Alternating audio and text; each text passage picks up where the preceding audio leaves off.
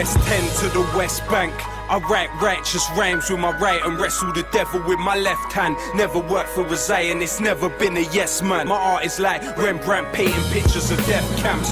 The average person is allergic to the words of wisdom. This is for everyone of Saddam's Kurdish murder victims and all the pure souls that never had the chance to speak. Truth pumps in my arteries and causes my heart to beat. The soldiers haunted and tortured by guilty memories who realized too late to reveal their real enemy. It's all dead wrong for every victim of racist persecution from Auschwitz to Hebron. My words may sting cowards for people that were atomized by the third mate in the Twin Towers. Those living through the wars ask me what I do this for. Put the world in its place before it puts you in yours.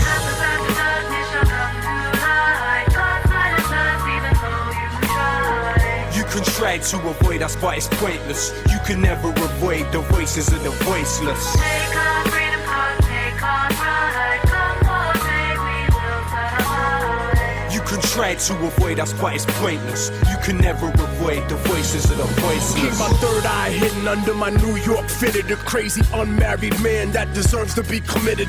The future is encrypted in my troubled lyrics. Dream that I've been somewhere for weeks and wake up in a couple minutes. Sweat dripping with visions of population control. Thoughts overflowing my world like the melting of the North Pole. My people are targeted by military crack committees, so I'm bucking at the feds like natives in Rapid City. Reality savage, my words are like a riot in Paris. The voice of the voiceless, that voice is social imbalance. So stand stronger, sit harder in your mental palace. Blinded inside the kingdom, united to its old habits.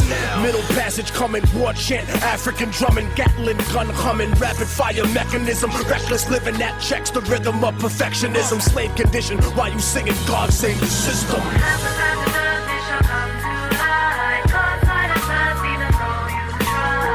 You can try to avoid us, but it's pointless. You can never avoid the voices of the voiceless. Take our freedom card, take our pride. Come on, take, we will fight. You can try to avoid us, but it's pointless. You can never avoid the voices of the voiceless. Detain my body, but you can't imprison my mind. If it's my time, I'll probably die with my fist in the sky. These are the thoughts of a man who can't escape from his coma. Cries of a young virgin girl who got raped by them soldiers. Birthing a screaming bastard post-colonial nation, subject to childhood diseases, famine, war, and inflation. Education molded you into your master's image, and you forgot who the fuck you were before the war was You're finished. hearing the ghosts of Nagasaki, you're hearing Hiroshima. Beautiful babies being born with the weirdest features. You might never see me in the chart, but inshallah my seed can see peace in Iraq. But peace and freedom can never be given. That's historically forbidden, cause only collision is the recipe, changing the course of destiny. So I'm strapping weaponry, cause the government don't give a fuck about protecting me.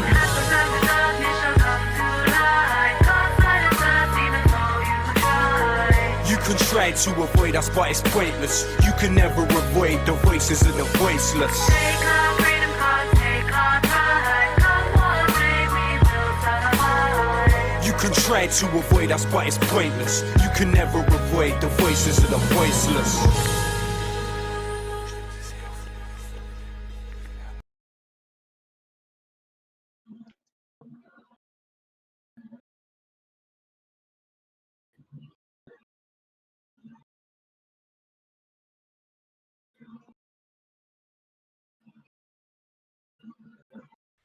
Good day. We're getting into talking about the massacre in Kibbutz, which the mainstream media would have you believe that said massacre was brought on by the Palestinians, or well, they'll just say Hamas, Hamas, Hamas, the evil Hamas, they're coming to get you. But actually, it turns out that the entire story we've been fed has been the biggest load of bullshit ever. The whole families in Kibbutz hiding in their home, they weren't hiding like from Hamas. I mean, that might have happened for some people that were believing the propaganda being pumped them, but every bit about that story is about to be twisted round and snapped out backwards. What really was going on was that they were hiding from the IDF, because the IDF massacred their own people, and this has been used as an entire like story to craft this idea that Hamas is coming in and doing ethnic cleansing so that they can be exclaimed as Nazis, like, and you know, for whatever fucking fascism Hamas dabbles in, I wouldn't really call them Nazis. And like the bigger problem is that like this is being used to paint the Palestinian people as Nazis. It's ridiculous. Like Hamas themselves have tried peaceful practices in regards to the Zionist situation, in regards to the fucking colonial matters of this all, in somewhat playing into two-statism. And it's been spat back at their face. What has peace ever got them? They're not just some terror organization. They're a political party. One that I'm not so fond of, but they're part of the Palestinian resistance, and I am fond of that.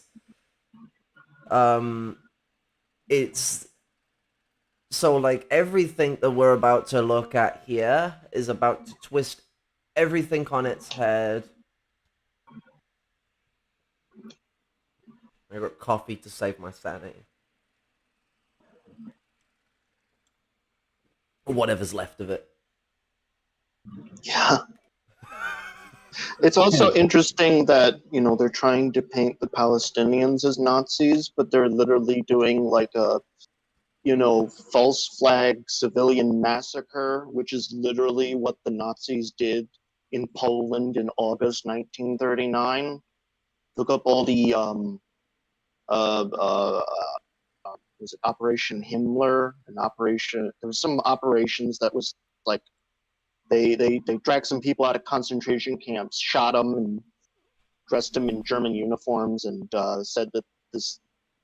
They got on television and basically said, "Poles rise up against the Germans" or something like that, and apparently there was like a bunch of these so-called fake border clashes that happened like in the months of August 1939. There was the one that was blamed on the Soviets as well. What was it? Katyn. Katyn. Yeah, Katyn was another one of those. Although there's a lot less evidence for that one, that we do have the evidence of German ammunition being found at the site of the massacre. A lot of it.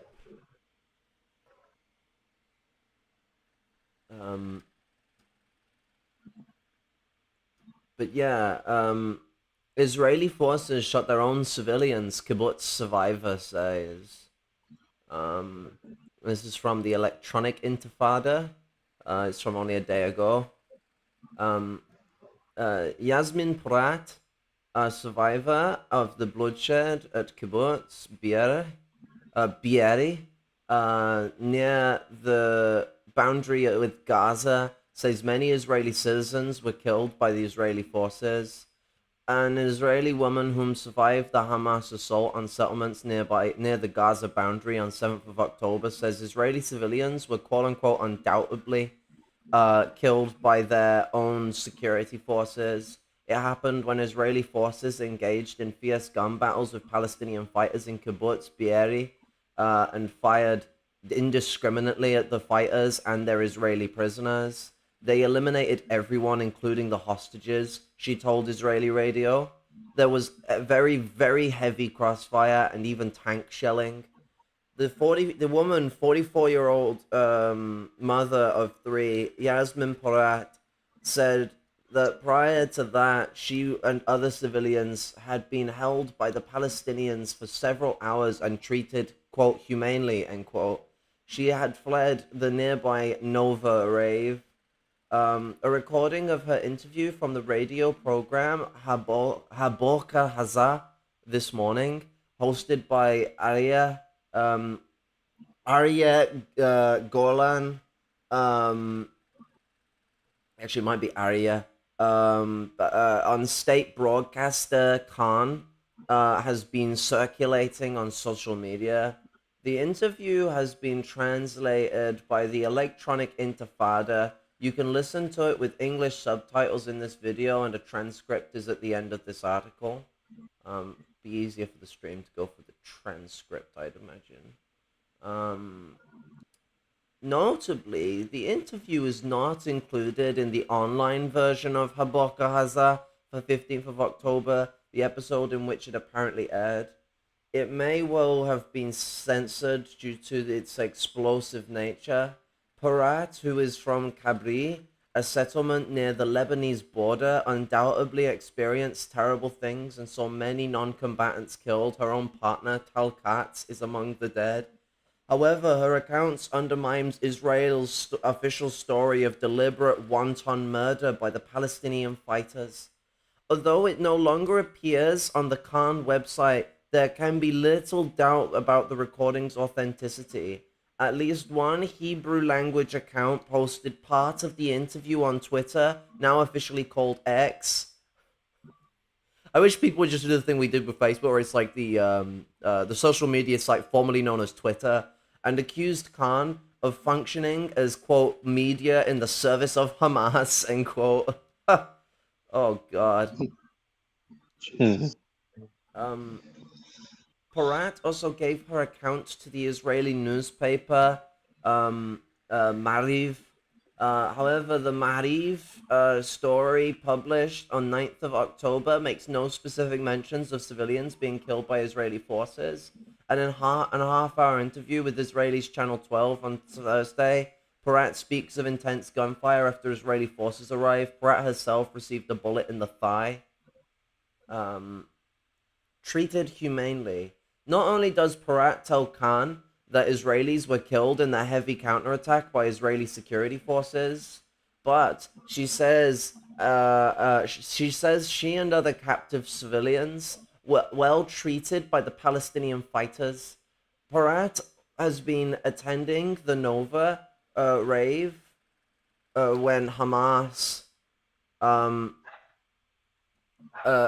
when the Hamas assault began with missiles and motorized paragliders.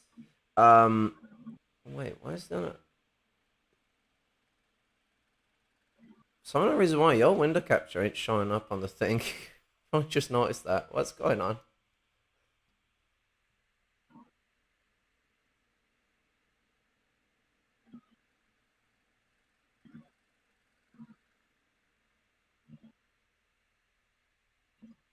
What? Where's it gone?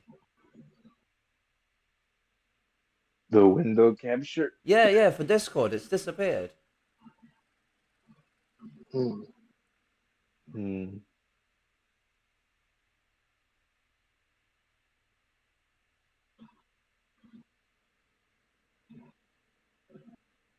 That's fucking weird.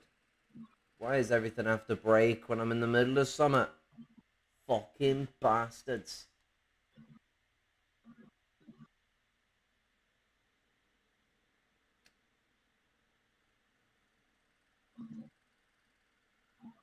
Yeah, I'm not sure what's up with that. Could be Discord. It's not Discord, it's fucking... It's whatever the fuck happened with the capture device. Like, Discord doesn't do anything for capture. I see. It just sits there and bees a little window. OBS is being a bitch.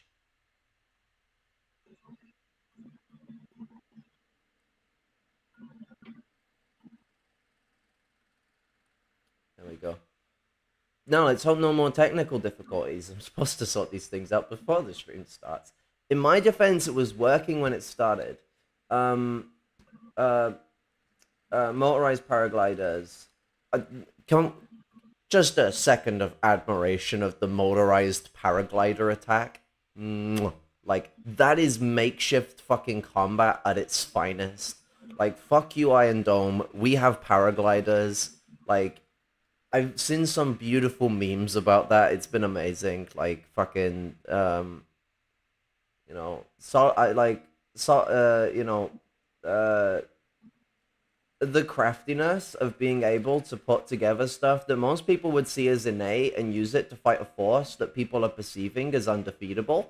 It's just a show in the face. It's another situation like the US going at it with like napalm and all that during the Vietnamese War, and they had to use what little resources they had to cook together and the dodgy support the Soviets were providing.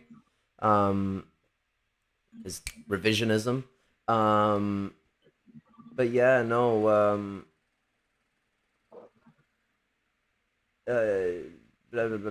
she and her partner, Tal Katz, escaped by car to nearby Kibbutz Be'eri, where many of the events she described in her media interviews took place. According to Pratt, speaking to Mariv, she and Katz initially sought refuge in the house of a couple called Adi and Hadas Dagan. After the Palestinian fighters found them, they were all taken to another house where 8 people were already being held captive and 1 person was dead. Parat said that the wife of the dead man told us that when the Hamas fighters, tried to enter, the guy tried to prevent them from entering and grab the door. They shut the door and he was killed. They did not execute them, end quote. Quote, they did not abuse us. They treated us very humanely, end quote, Pratt explained to a surprised Golan in the Khan radio interview. Quote, by that I mean they guard us, end quote, she said. Quote, they give us something to drink here and there. When they see we are nervous, they calm us down. It was very frightening, but no one treated us violently. Luckily, nothing happened to me like what I heard in the media, end quote. Quote, they were very humane towards us, end quote, Pratt said in her Channel 12 interview. She recalled that one Palestinian fighter who spoke Hebrew, quote, told me, look at me, well, we're not going to kill you. We want to take you to Gaza. We are not going to kill you, so be calm. You are not going to die, end quote. That's what he said. That's what he told me in those words. Quote, I was calm because I knew nothing would happen to me, end quote, she added. Quote, they told us that we would not die. They wanted to take us to Gaza and that the next day they would return us to the border, end quote, Pratt told Mariv. In the Channel 12 interview, Pratt elaborates that although the Palestinian fighters all had loaded weapons, she never saw them shoot captives or threaten them with their guns. In addition to providing the captives with drinking water, she said fighters let them go outside to the lawn because it was hot, especially as the electricity was cut. So yeah, like what we're seeing here is a complete like 180 on what we've been told. Instead, what has occurred is the Palestinians they've struck out, they have fought. There have been people that have been shot, but not at a point of execution. At any time that they've shot anyone, it's been in a point of struggle. That was the example that was given with the door being held. Otherwise, they have been very humane with prisoners and have taken them on a basis of necessity. The fact that they're in a conflict with a fascist force, and they're taking like hostages, likely for, if anything, likely for either bargaining purposes or generally just to get them out of there. Like, to get more Palestinians out of the IDF prison camps, because there's a lot of Palestinians being held hostage, including women. I mean, yeah, in the the concentration camps. Yeah, and of course the media will always ignore that. They pretend that they all deserve to be in there, so they won't bring it up because they support apartheid at the end of it. And we know the Israelis ain't treating them prisoners humanely. Oh no. Yeah. Yeah.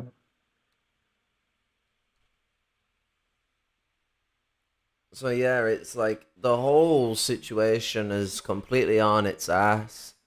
The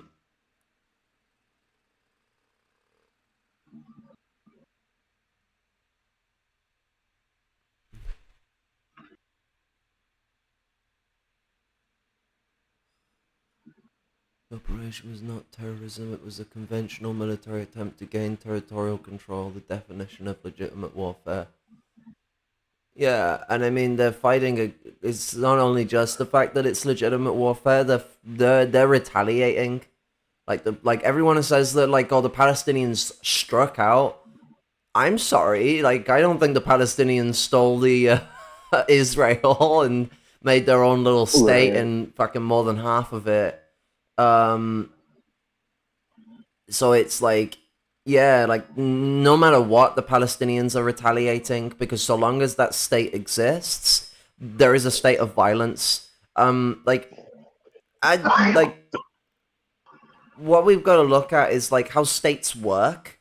Like a state, from the Marxist understanding, is a bureaucratic organization of class power. It's something that is innate to class societies, and it is used to enact the power of one class over another. In colonialism, the state also operates as a way of putting one like ethnic or national group over the other, and so it's the interaction between the like look at apartheid in this regards between the Palestinians and the Israelis has a very large class factor to it, even though there are multiple classes inside Palestine, because there is colonial relationship between the two, that the Israelis state bureaucracy has an interest in preserving that dynamic as a part of its power basis.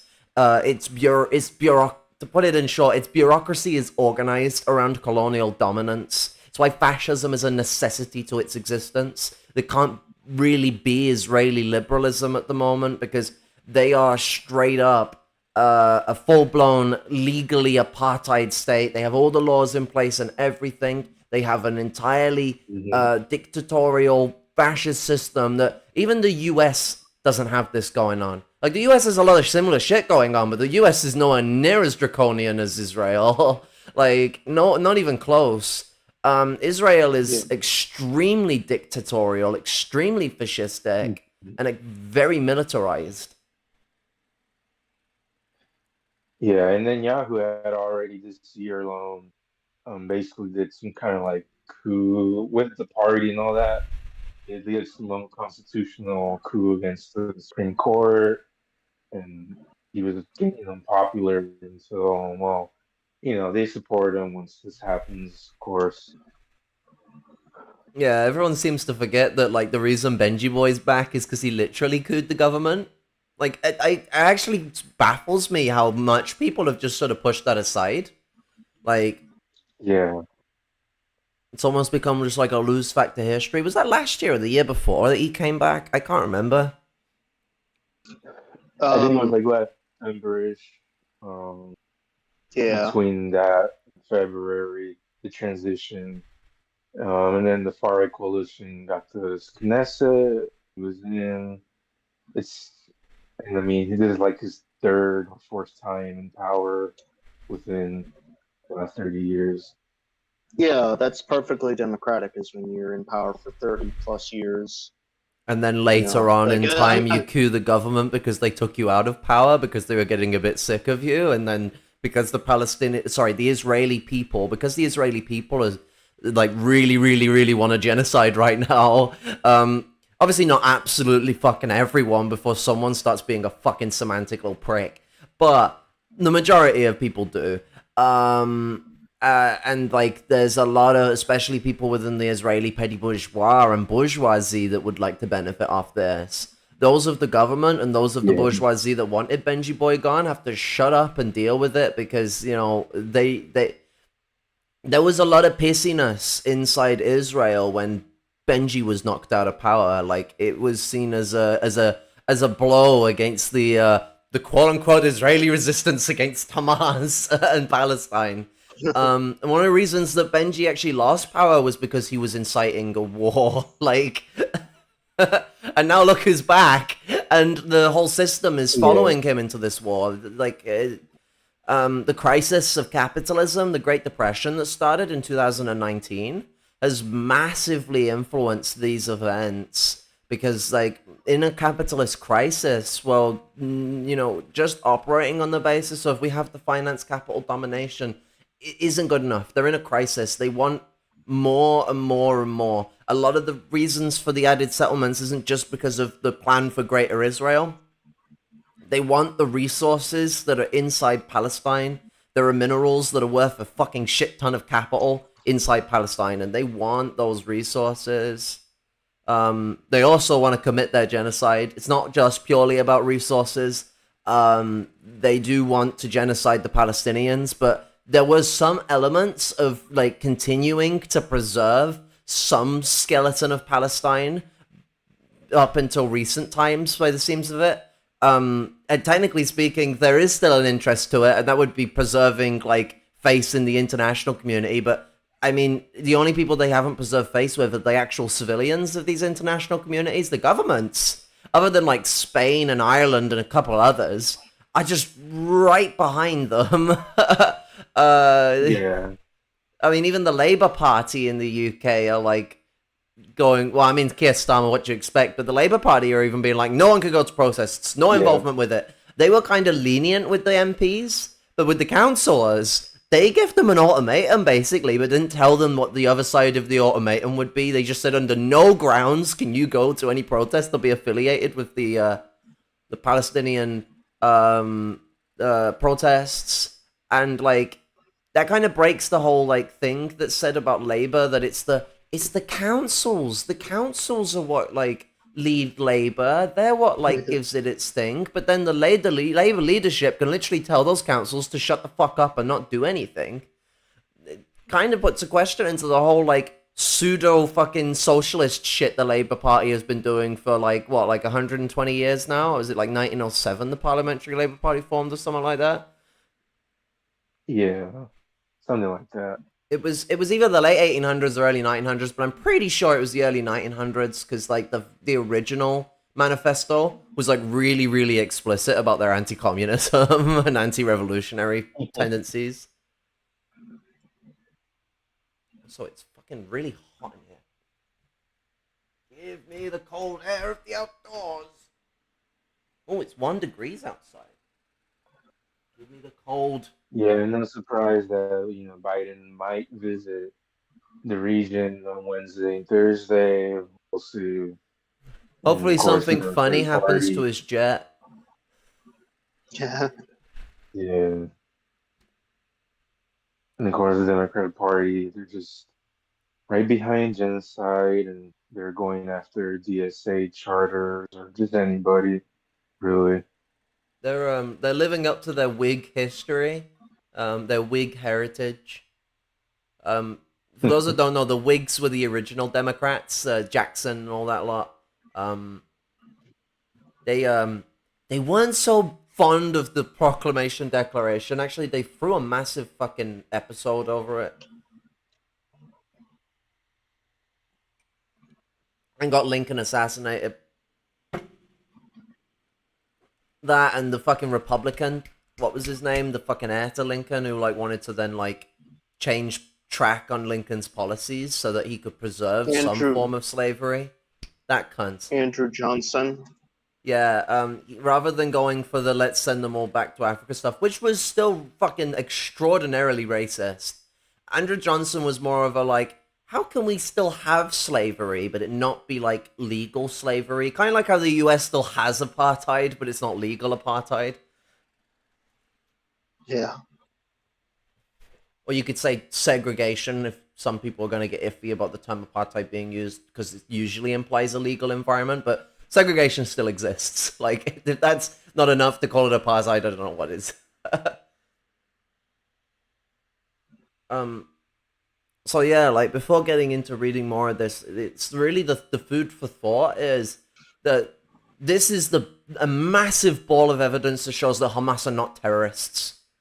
Like, I mean, they commit actions of terrorism, like, like any, like, organization that's fighting against a fucking colonial fucking, oppressor and the superpower that's tied to them, the US, the UK, the fucking EU, and all those dickheads. Like, they've got to fight against that. Like, Palestine isn't just resisting against the Israeli occupation force. They're resisting against the benefactors of that occupation, which is the imperialists. Everyone seems to think that, like, Israel is the benefactor of the imperialists. It's not how that works. I mean, they get benefits from the imperialists. There's something they benefact from, but most of their benefactory comes from them being on top of other countries. If Israel was fucking, like, like Somalia, they wouldn't be benefacting shit because they would be treated like a lot of third world countries. Israel, I mean, it gets classified as first world, but no, it would be like an intermediary empire. Like it has like control over other like territories. It's like the U.S. when it first left the British. It's an empire, but just not a very big one, and not like a full blown like big boy imperialist. So like they have like what you could call a regional imperialist like outlook. So I wouldn't call them like Yeah. first world per se, unless you want to just define it as colonized and imperialist countries. Well, they are an imperialist country, so they sit within that bracket, but they're what you would call a semi-imperialist country, which means they are semi-colonized as a neo-colony of the United States and the UK primarily, because of them being essentially in the Anglosphere. You'll know this because like English is such a massively spoken language in there, and the first two countries that ever act whenever Israel's in trouble is it's the UK and the United States. I mean, what did they do when this went off? Well, the UK didn't deploy aircraft carriers, but they did send some ships, and the US sent, what was it, 2 aircraft carriers, or was it 1? I think it might have been 2. I feel like it was 2. 2, and then the UK sent 2 for naval vessels of some kind. And of course, the U.S. is dropping aid off, well, weapons off, Yeah. whatever they can. Yeah. I don't think I don't know if Germany or France has sent anything. I don't think they have. They might still be sending weapons and stuff, but I don't think they've sent any like actual forces into the region yet. But this is something we've historically seen, especially from the U.S. I mean, Israel was born out of the U.S. basically taking a colony by the British by funding and arming a resistance force against the British occupation of Palestine. And that resistance force was not the National Liberation Front, like, against the British. No, it was the Zionists, and they funded the Zionists to take over and form a Jewish ethno-state. It's even more complicated than that, because it's a little more centered around whiteness than it is centered around Judaism. And, like, the ways in which the Zionists perceive Judaism is through a very evangelical Christian way, and so what we see is where's my brain gone?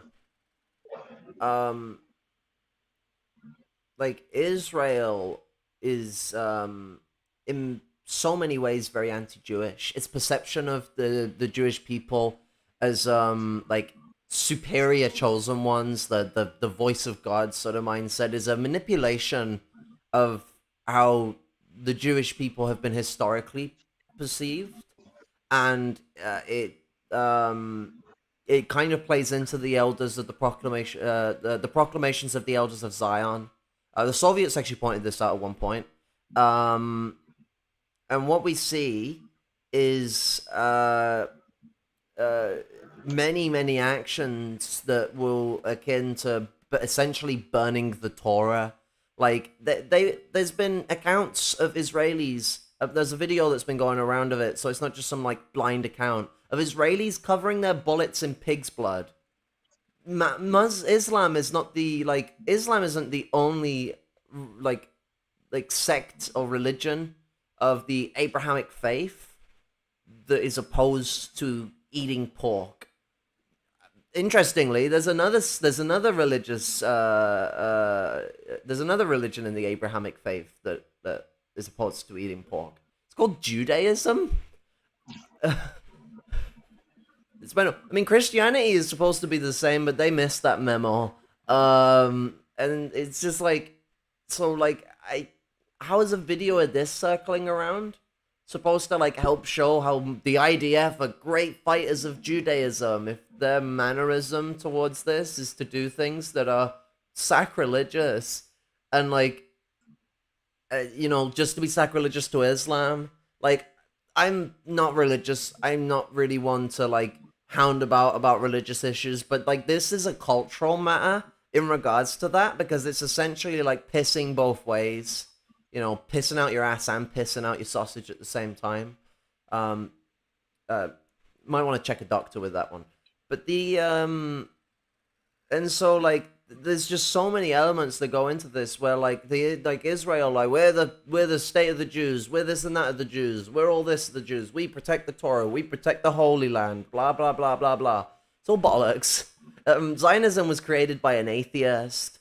Like it's and like its ideology stinks of that weird American Judeo-Christianity crap that came about in the fucking what is it? I think it was the 1800s that shit started to emerge. The Mormons actually operate on a weird, twisted form of that, but I'd be getting into way too many tangents if I started going into those weird fuckers. In short, they believe they're like the real Jews, and the real Jews are the fake Jews. God. Yeah. They also believe that Native Americans were Jewish. Well, Joseph Smith had a phase where he was a British Israelite type of person, and then it turned into that. But yeah. But yeah, well, kind of go back to Soviet. Yeah. Yeah, I forgot.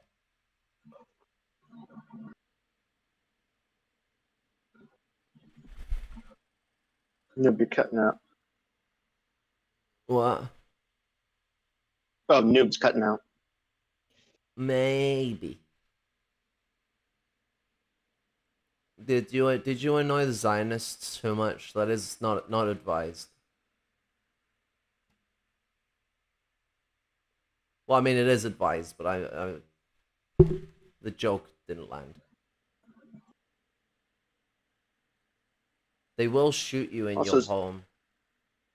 Also, speaking of religion, since we're on the subject, didn't Israel like bomb like a 17,000-year-old church in Gaza or something? Mosque, yeah. Was it a mosque or church? I thought it was a church.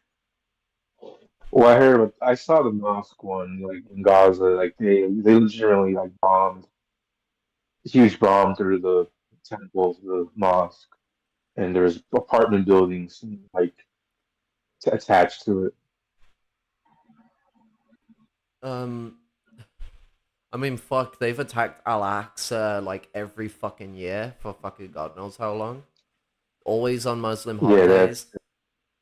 I mean, Al-Aqsa is like on a site that isn't just important to Muslims, it's also important to Jews. Like desecrating that site is a desecration against both peoples. Right. I'd really like to know a lot of these Muslim countries that normalize relationship with Israel. I wonder how their populace is handling this. I'm sure that they're really happy with their government right now. I'm not being totally sarcastic. Fucking Egyptians are just going, nah, fuck this. Trying to tell me that we can't go help Palestine? Well, we're just gonna go anyway, fuck you. Yeah, there's protests in Baghdad, huge one. Even in Afghanistan, protests. Where else? Yeah, nah, yeah. There's been protests around Western world as well. Yeah. Yeah, I need to see what's going on in the UK so I can get involved. Yeah, hopefully there's going to be some marches and protests around here too. Fortunately, I'm close to Birmingham, and Birmingham usually tends to have protests when shit's going down in Palestine. I don't know what's going on in London though. I haven't really checked. Been too busy looking at what's been going on in Palestine. Sorry, what was you gonna say? I know somebody at one point called the county I live in, quote, Little Israel, because of the amount of Jewish people there. I don't know if they were being sarcastic or not or what, but I don't know what the general like. I don't know the full extent of the mood, like the polling wise here in the county I live in on the issue, but I think it would be, you know, kind of like 50-50, I guess, if I had to take a guess. Yeah, what's it? Fucking. I could imagine it's a white people issue. I could imagine the large population of people of color in fucking Philadelphia aren't so fucking. Or Pennsylvania, in general. In Pennsylvania in general aren't so fucking, you know, Zionist this, Zionist that. I mean, what's it? It's kind of the contrast that's always existed in Pennsylvania because there's a lot of racist white people there. Yeah.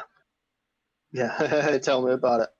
Like, the area I live in school, one of the things that happened in the area I lived in like 90 plus years ago, there was a lynching of a black man who was accused of killing a white man, and white mob just straight up lynched him. And they have like the photos and everything. It was like just really fucking ghastly. Jesus Christ. When I saw them, yeah, they had a whole thing at the auditorium at the school I went to. It was like the 90th anniversary of it. It was 2006, so yes, I believe so. Damn. And there was also, when I was looking up the article, there was also kind of like a caste system. So in this area that used to be a big, you know, steel, you know, construction town, a lot of East European and immigrants were brought in for construction there. And a lot of those new white immigrants were considered the not white enough to be integrated into the white aristocracy. So basically they were kind of like, it's basically just like, it'd be like the black people live in this area and those white people would have to live with those black people there, and then the white people would live in like their own little areas around it, kind of like just like a one gigantic fucking donut. Yeah, I feel you. And segregation, but in a staggered sense. I mean, to look at like the caste shit that was going on, and just look at any car plant in like areas like Detroit, where the actual working class, like not your managers and all that, just your actual like straight up workers, like straight up proletarians, they were all black pretty much, and then managers and admit like anyone who's like manager or higher, they end up being white people, and so there was just a drastic contrast between whom gets to be the shop floor worker and whom gets to be the manager. Yeah, Detroit, Michigan was Ford. Ford was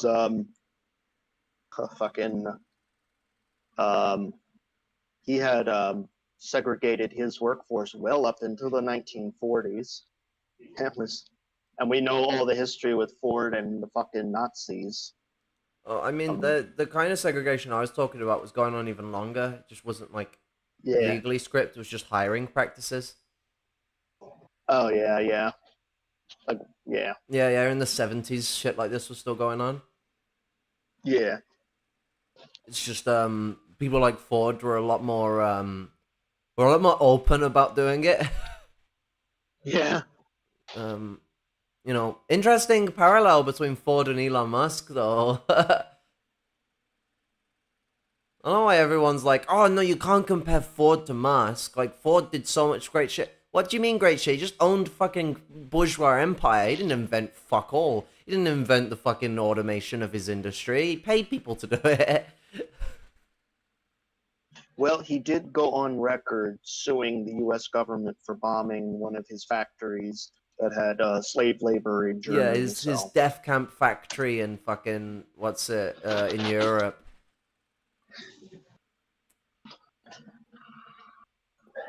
And he was like a huge early Nazi at his time, and Hitler had a picture of him in his office or something like that. Yeah, he Yeah. really liked Henry Ford. Saw him as one of the great innovators of the world.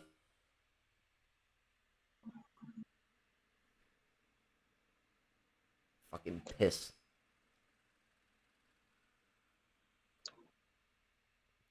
I just remembered like 5 hours late that I haven't taken my HRT. And one thing to happening as well in Asia is that the Netanyahu apartheid government is saying, "Oh, we're gonna start arresting people who are hurting the morale of the war."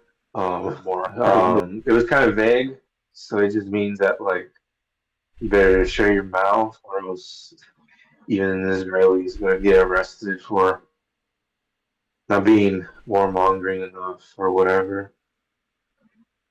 Yeah.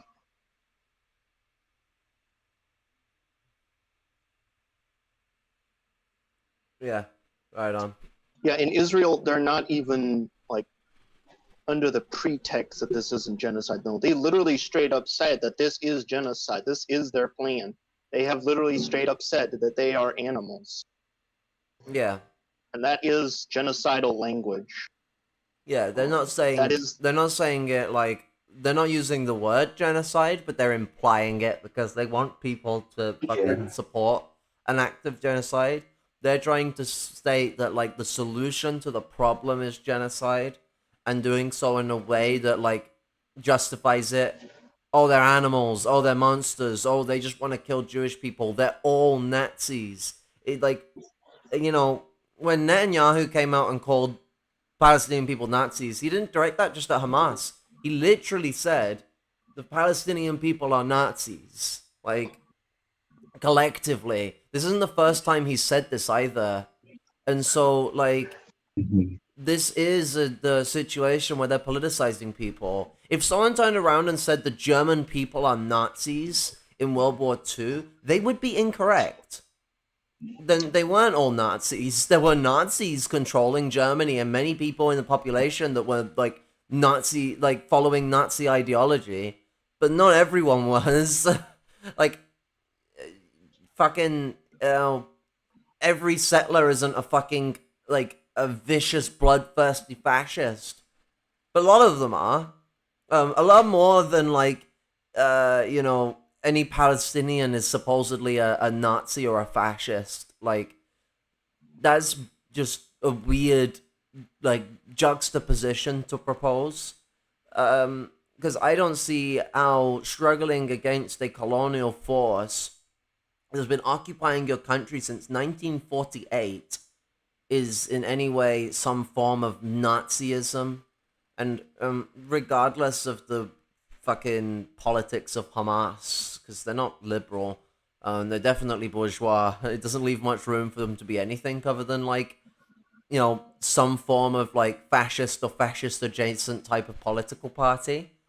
That doesn't justify colonization, doesn't justify genocide, and it doesn't justify the Israeli Nazism being waged against them.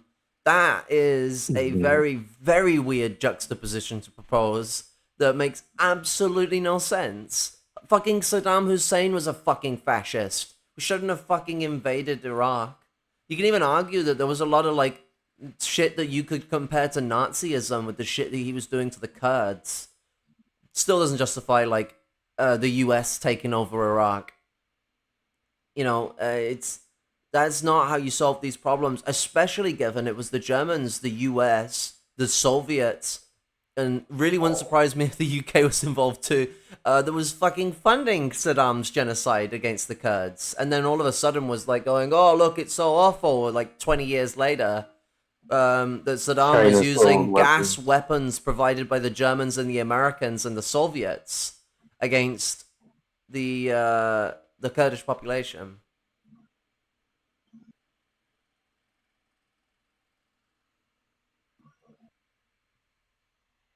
Yeah, one of the Go on. oh yeah, one of the other things there was genocidal in public was the President Herzog of the apartheid Knesset. He's like the VP or whatever, BB. He's He BB's little said friend. that he said that everybody in the Gaza Strip is like an enemy combatant. He's basically saying like, yeah, we're up for genocide. He specifically said that he doesn't consider Gaza to be civilians because they didn't like rise up against Hamas or whatever. So therefore, yeah, this apartheid state's just like doing open Nazi shit. Yeah, well, when you've blockaded the entire Gaza Strip, they have no access to fresh water. You bomb their distill plants that, refine their water so they can actually drink it. You cut off their electricity. You have drones in the sky so much that every day you go out, all you've been hearing for the last 20 years is buzzing noise because there's drones up in the air all the time, and that's all you've ever known.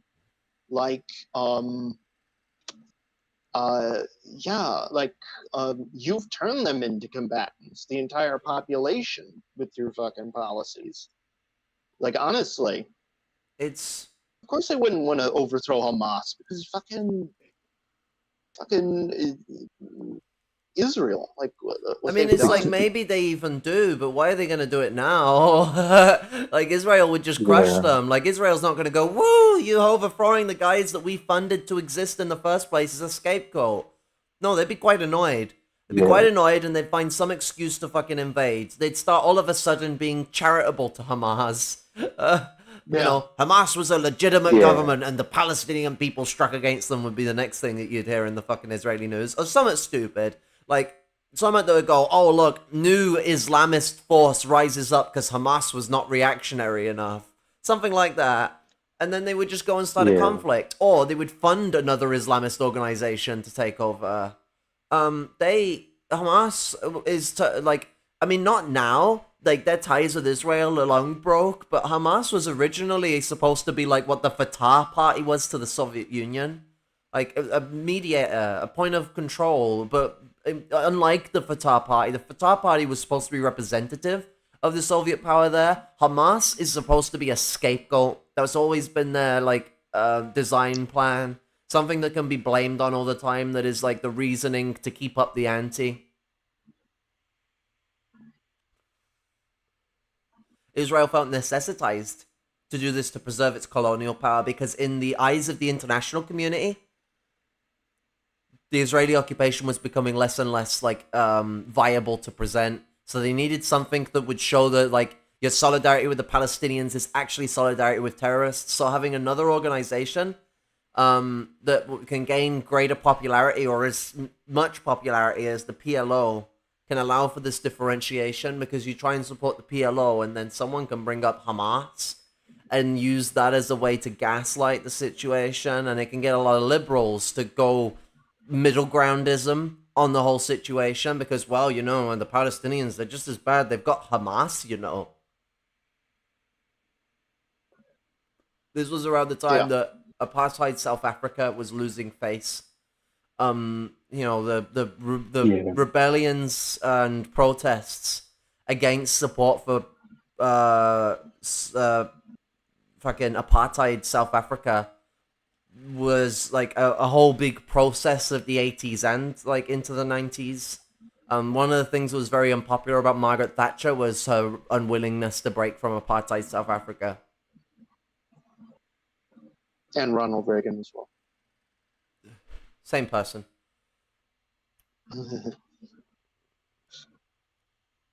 Yeah, although supposedly Reagan privately had a different opinion or whatever. There was some revelation later on.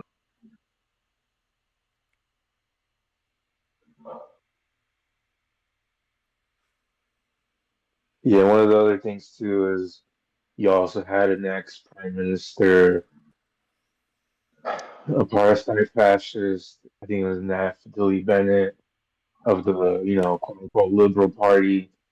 He was on the BBC arguing with the so-called interviewer. Oh, why are you asking me about the children in Gaza?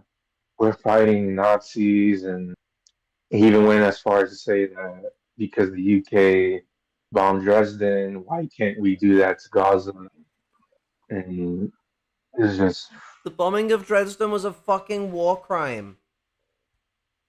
Like, it was a war crime. Like, anyone in their right mind wouldn't want to yeah, support the bombing of Dresden. Yeah, that's yeah. like He citing. and Bennett just kept saying, "Oh, but what about London?" So that's why Dresden happened, and he's trying to compare that to the festival thing or whatever. Like, geez, these people are Nazis.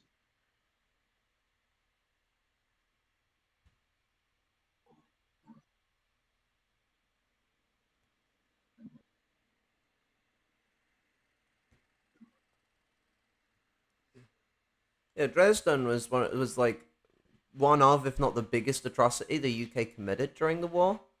And it was a strategic bombing, not so much to cripple the Germans. The Germans were already crippled. About crippling the Soviets and the East Germans for post-war. The whole point of it. It was a motion to like weaken a country and allow it to be much more of a target for either um, financial and economic in general. Um, Exploitation from the West to be put in a weaker position, and for possible Mm. openings for invasion of the East.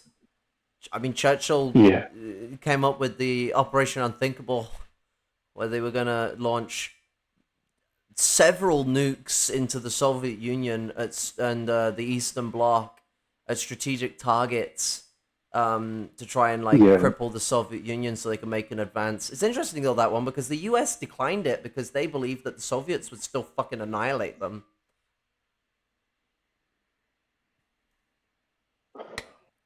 yeah.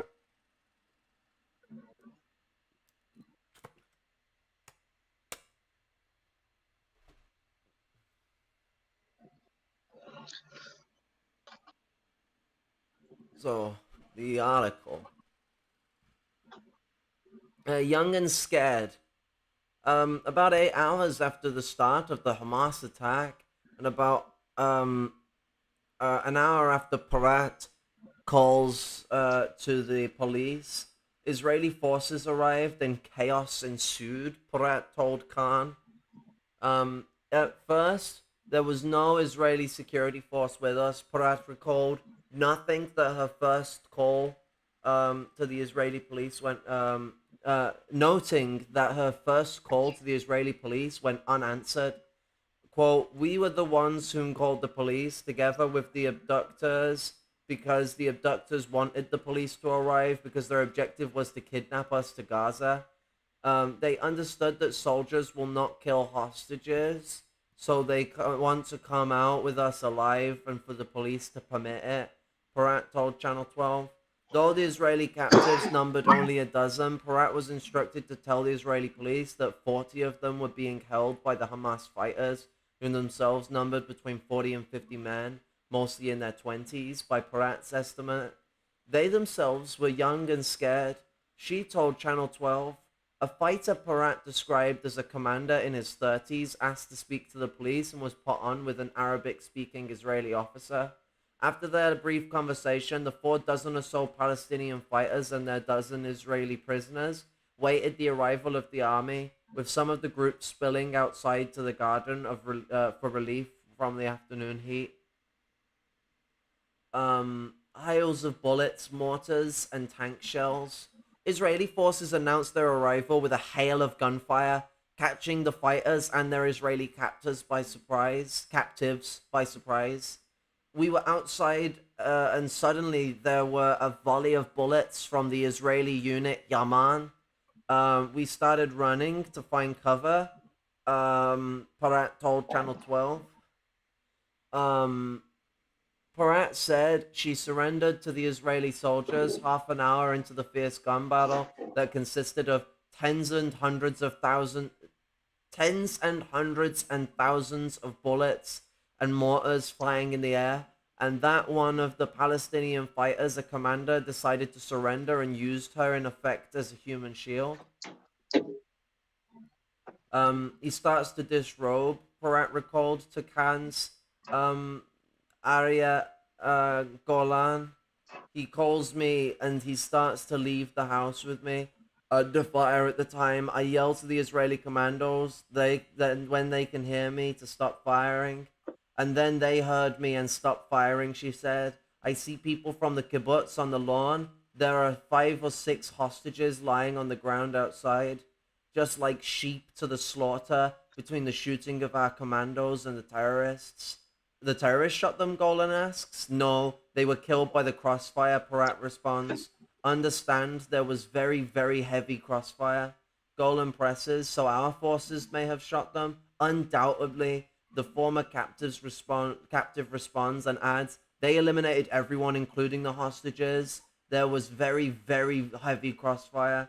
After insane crossfire, 2 tank shells were shot into the house. It's a small kibbutz house, nothing big," Parat explains. Parat and the man who took her captive both survived. The Palestinian was taken prisoner by Israeli forces, but according to Parat, almost everyone else in the settlement was killed, wounded, or missing. Believed to have been taken to Gaza. Parat told Khan she lost dozens of friends whom had been at the rave, people she would regularly see at parties in Israel's trance scene. Quote, "I'm angry at the state, I'm angry at the army," end quote, Parat told Mariv. For 10 hours, the kibbutz was abandoned, end quote.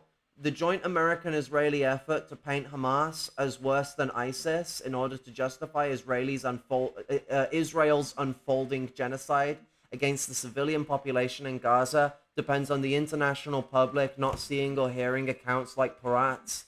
Israeli leaders already under intense criticism for failing to anticipate and prevent the Hamas offensive, will also not want their catastrophic failures to be compounded by knowledge that many of the Israelis whom died may well have been killed by quote-unquote friendly fire in a disastrous Israeli counterattack.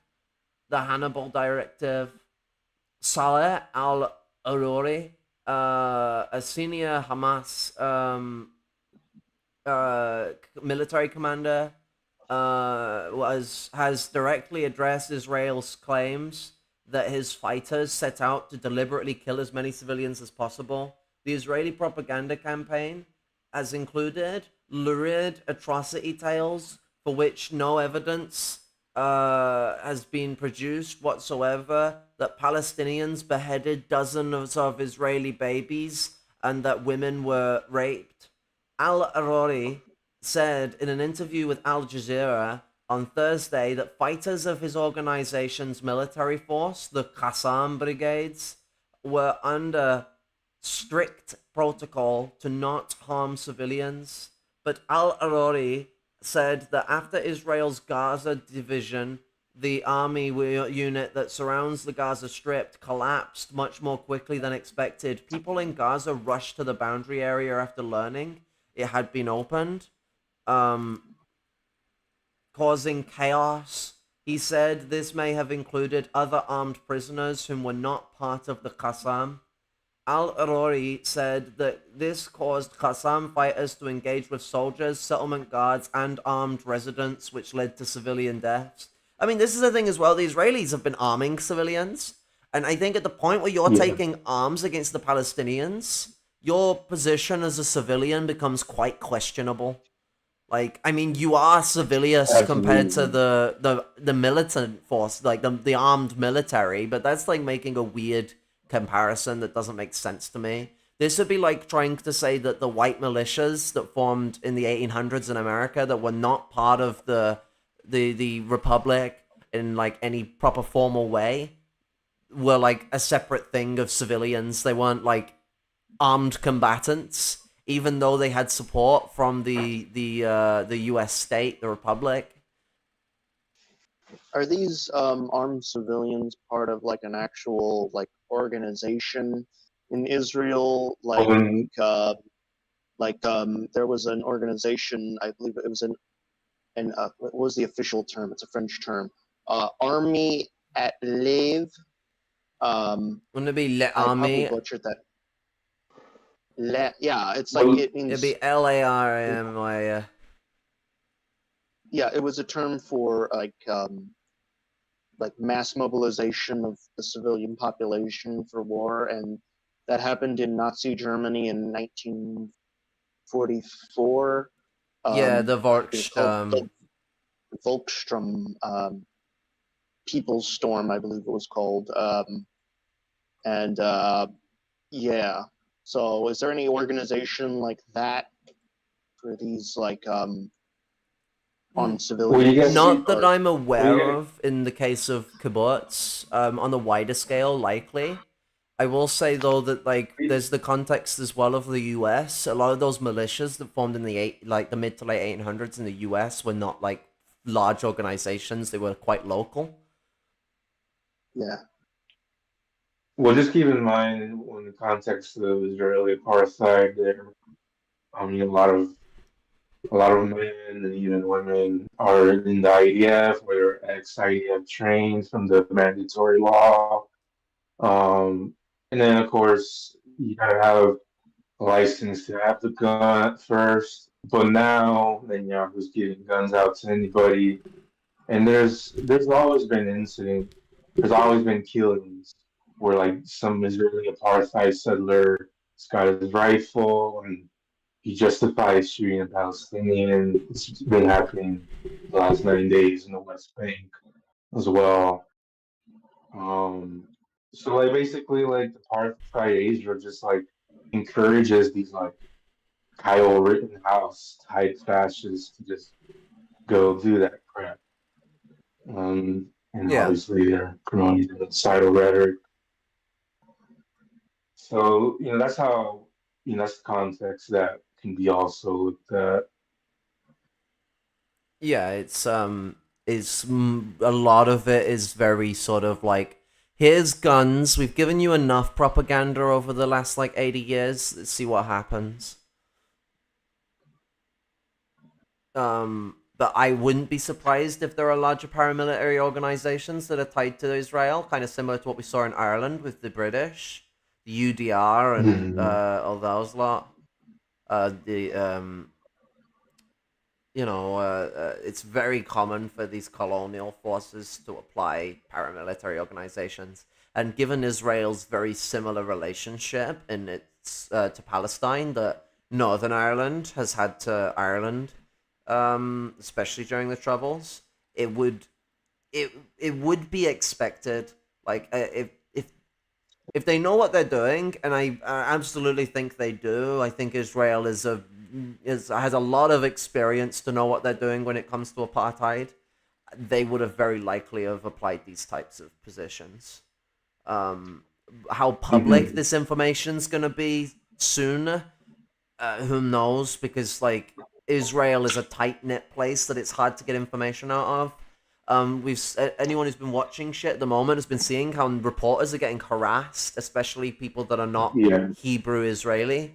If you're Yiddish Israeli, or if you're Arab, or even if you're like fucking European, they don't want you going in deep. Like they want you in certain areas, and they want you saying certain things. And they're not afraid to come up and literally say genocidal shit to you to shut you the fuck up. There's that one with the Arab presenter, and it's like, what is it? Like, the guy's like, I'm talking about the IDF, and the other guy, who I think was like an off-duty police officer, turns around and goes, "You better be saying good things then. You better be calling out the terrorists of Hamas." And then like started threatening them, and then walked up to the camera after he walked back up to the camera when the guy tried to go on again, and was like, "We will eliminate you or annihilate you," or something. It's like, all of the Palestinians are going to be annihilated. He said that God was going to be dust, and he said it like loudly. That was the one. Rage. Yeah. Yeah, and he was just like shouting it at the camera to a point that it was actually like well, to be fair, he was shouting at the camera, but the reason it sounds quieter is because the guy's running off a lapel mic, I think, or a physically held Yeah. mic, so he's speaking away from the mic, but he's shouting at the camera. Um, and you can like just about like make out that he's saying like Gaza's gonna be turned to dust, and then you can just see the Arab presenter is just absolutely like shocked, and you can see him like Mandem looks like he's gonna cry, like, and to be fair, I'd end up being like Yeah. the same, like, holy shit. Like, you're trying to cover this situation that's a attempted genocide against people that you are fucking, your people. Like, it's that that shit hits right at her fucking home. Like, it's a fucking hammer on the fucking nail of genocide. One that's been going on for a very long time. Yeah. And there was also like a small clip on CNN. Somebody had posted like on the news anchor woman was like kind of like she had like this kind of shock reaction with one of these apartheid generals they had on was saying like, yeah, our only option is to just like bomb Gaza, in action or whatever. And you could just kind of see her face where like she doesn't know what to say, and she just goes on to the next subject. But you could tell like Yeah, just outrageous. absolutely. Um, Yeah, yeah. A lot of what they're saying, unfortunately, isn't anything new. Like, I mean, we've all seen the clip of Abby Martin when she went to Israel. When was it? 2014? I think so. Is it 2014 or 13? 2015? Yeah, it was something like that. And it was just like when people saw that, and I was like, just when I saw that, I was like, whoa, this is fucking like these are just ordinary average civilians, just average people just basically just saying like the most horrible fucking genocidal shit imaginable, like stuff you couldn't even get away with in like the most fucking right wing fucking areas in the United States. And it's just like, this is the norm in Israel. Yeah. It's freaking horrifying. And she didn't even have to go out of her way. It's the fact that like the people saying the fucking most like extreme shit were the younger people. Yeah, just Yeah. really depressing. Yeah, well, that young generation, a lot of them they turn 18 or 20 or whatever. They do 1 year of service and all that. And yeah, there's a fascist youth there.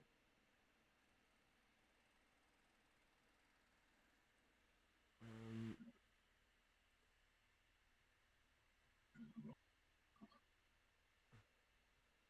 Al-Arari also invoked the possibility Israel used so-called Hannibal Directive, a protocol that allows Israeli forces to use overwhelming force to kill one of their own captured soldiers rather than allow them to be taken prisoner. The rationale for the Hannibal Directive is to avoid allowing the enemy to have captives and can be used in prisoner exchange negotiations. However, in this case, if the directive was implemented by Israeli forces, it would have been used against civilians. Al-Arari told Al Jazeera, quote, we are certain that young men, fighters, were bombed along with the prisoners whom were with them, end quote. Pratt's account, among others, underscores the need for an independent investigation, one which Israel is unlikely to ever permit. The current propaganda narrative is simply too valuable to the genocidaries. I've never seen a word like that before, but I'm going to keep that one in the book. That's a really good way of putting the people who do genocide. I've always said silly terms like genociders, but genocidaries, that one fucking, that works. Too valuable to the genocidaries in Tel Aviv. Ali Abdunimah is executive director of the Electronic Intifada.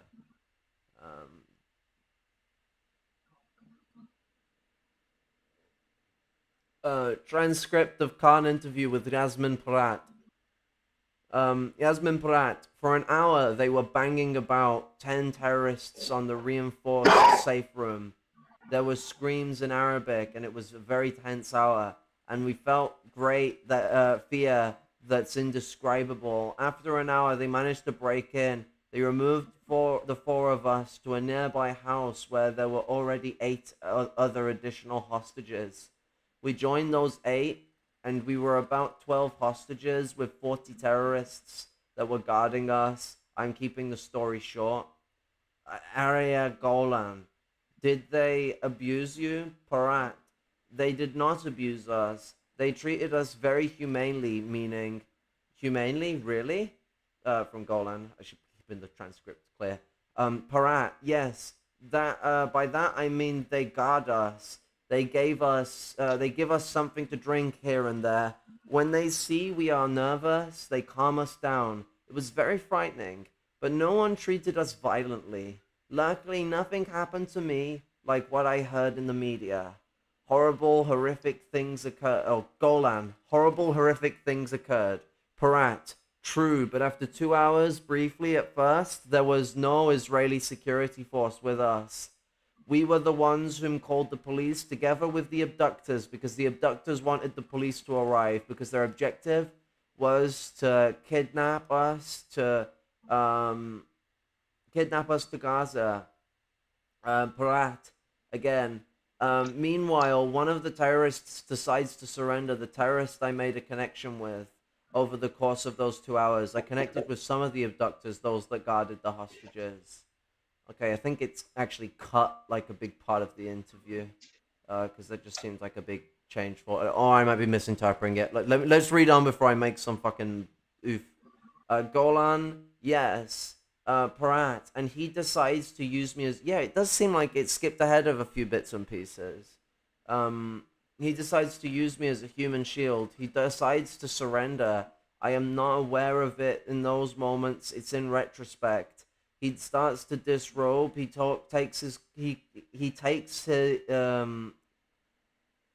calls to me and he starts to leave the house with me under fire. At the time, I yelled to the Yamam, Israeli commandos, when we were already where they could hear me, to stop firing. Yes. From Golan. Golan, yes. Parat. And then they hear me and stop firing. I see on the lawn the garden of the people from the kibbutz. There are 5 or 6 hostages lying on the ground outside, just like sheep to the slaughter between the shooting of our fighters and the terrorists. Golan, the terrorists shot them. Parat, no, they were killed by the crossfire. Understand, there was very, very heavy crossfire. Golan, so our forces have shot them. May have shot them. Parat, undoubtedly. Golan, when they tried to eliminate the abductors, Hamas. Parat, they eliminated everyone, including the hostages, because there was very, very heavy crossfire. I was freed at approximately 5:30. Doesn't say whether it's AM or PM. This is why 24-hour time's always great. The fighting apparently ended at 8:30. After insane crossfire, 2 tank shells were shot into the house. It's a small kibbutz house, nothing big. You saw it on the news. Golan, yes. Parat, not a large place. And at the moment everyone was killed, there was quiet except for one person limping. Hadass Dagan in the garden. Golan, how were they killed? Parat, from the crossfire. Golan, crossfire, so it could be from our forces. Parat, undoubtedly. Golan, really? Parat, that's what I believe. Golan, oi, it sounds so bad. By oi, it's in the sense of oy vey. For those that don't know, it's like a Jewish word. It's like an expression of like, that's fucking shit. Not an exact translation. Don't type. If you type it into Google Translate, it will not come with, oh yeah, Mike, that's a bit fucking shit. You know, nah, you know. Um, Parat, yes, and everyone died. Golan, and you, thanks to that terrorist whom decided to give himself up. Parat, exactly. Golan, and you survived, and all the rest were killed there. Parat, except for one other woman who survived. They found her later, trails off. I don't know what they meant by trails off. Did she go into details that haven't been translated? Um, 'Cause it's in like brackets. The person whom dealt with the event checked her on or something. They found her when she lifted her head amongst all the bodies. Shit in hell. And then simply, Golan and your partner who was with you, Parat, killed. Golan, he was killed too. Parat, yes, everyone was killed there. Just horrible. Golan, have you returned to Khari? Parat, I returned to Khari, and then the chaos started there. Golan in the north. Parat, yes. So now I'm a guest. I'm being hosted in a lovely way in Kibbutz Ein Harod, and I'm here for now. Golan, you're in the Jezreel Valley now, alright? Yasmin, you've undergone a horrific experience. Perhaps true. Golan, you lost your partner and saw people killed alongside you. Parat and I, Golan interrupts. What happened to that terrorist who gave himself up? Oh, I don't like that interruption. I was fucking, I don't know what she was gonna say. Parat, he was still arrested and he was just called in for interrogation to help, you know.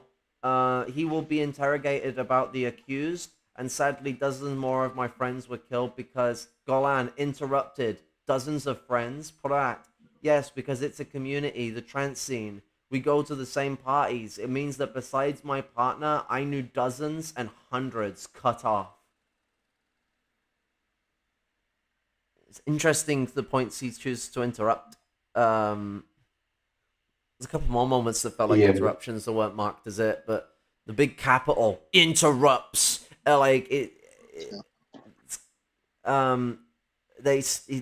stopped her from saying the because, which would likely have been a condemnation of the Israeli occupation forces. That's the end of the article.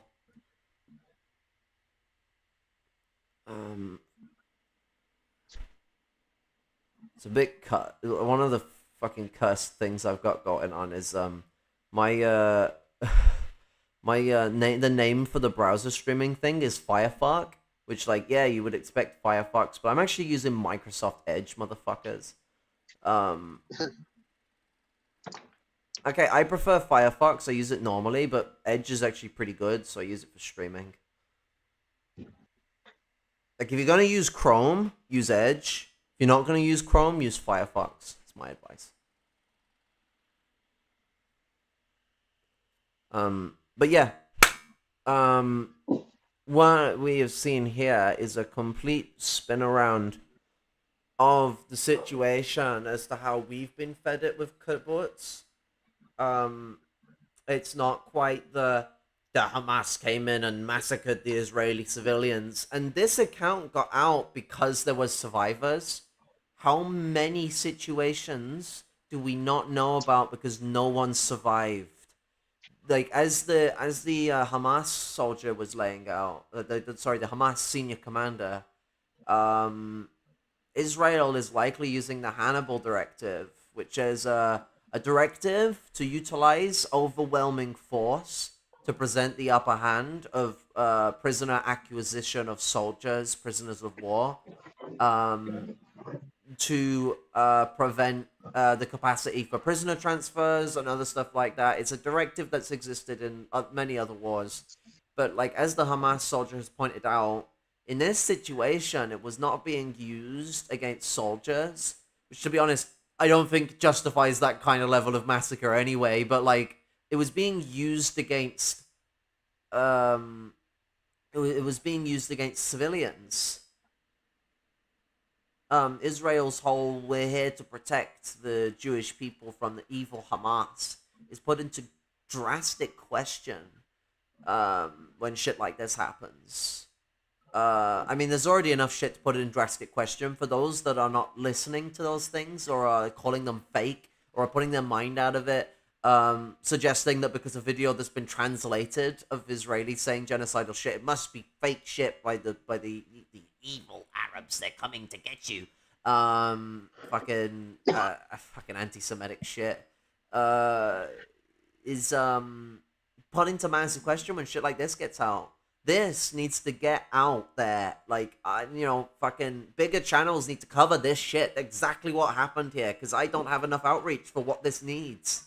It needs to get out there because this is something that could really put a lot of questions into the minds of, obviously not the liberal leaders, but the liberal civilian population within like, Europe or America. I mean, whilst the white people there, America is basically just Europe to Electric Boogaloo, but the what's it? Fucking the West. The West. Depends on which part of your globe is, if it's West or East. I like being that funny fucker. Technically, if you're in the Pacific, the West is the East. That's a mind fuck. But the the West could absolutely have some minds be fucking changed here if this shit gets out there. This shit's horrifying. Fucking, what's it?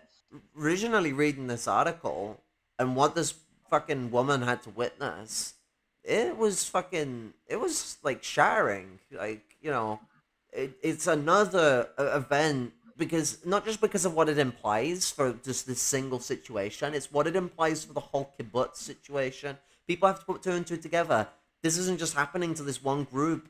As I mentioned with what Hamas have put out there, this is happening to multiple different groups. It's like, this is a directive that's being utilized as a part of the strategy of the Israeli forces, whom their absence could have been seen as a way of allowing for this encapturement so they could go scorched earth, which is using Nazi tactics.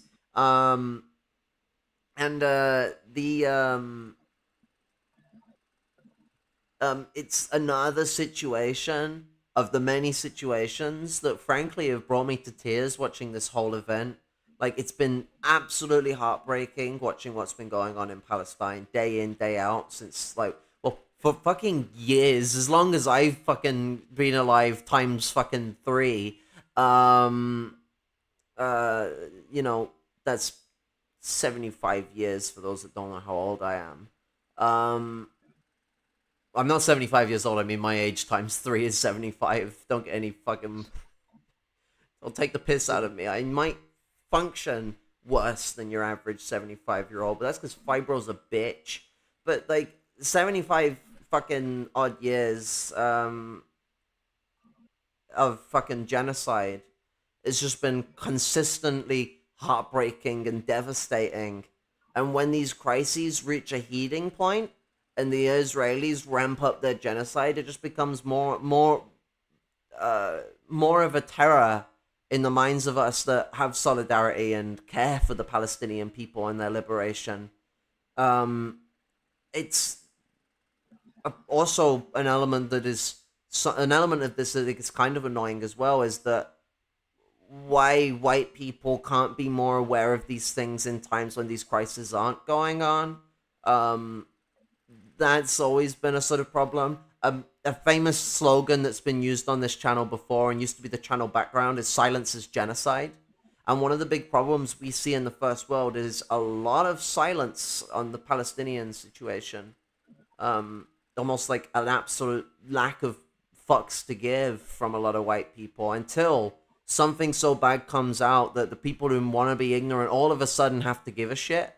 And that's just not how this situation needs to unfold. We need to have vigilance. Even if protests manage to succeed in getting the Western powers to actually put some restraints on Israel and threaten them with force if need be, that's not the end of it. We have to keep struggling. We have to keep undermining any socioeconomic relationship or support for the Israeli fucking settler state. So it gives the upper hand to not just the Palestinian, but the Arab peoples in their struggles against Israeli colonialism. Israel isn't just colonizing Palestine; they're also colonizing Syria, Lebanon, and they are a part of a relationship with countries like Jordan, which is essentially just a British satellite, in regards to in regards to controlling and maintaining power within the region. It's why Jordan, for all the Jordanian people, and there's a lot of Palestinians in Jordan. I mean, Jordan was originally a part of Palestine, so really all of them are. But I mean, after Jordan became a thing, a lot of Palestinians moved into Jordan. And so, Jordan has a lot of support for Palestine amongst the civilian population. But the Jordanian upper class, especially those that are controlling the government, they have been shills for the Zionists for God knows how long, because of their relationship to the United States and the United Kingdom.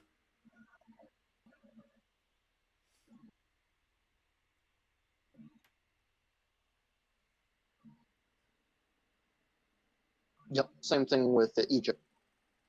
Yeah. Yeah, it happens to be the same two countries again with Egypt as well. The US and the UK tend to be the biggest influences of Egypt. Yeah.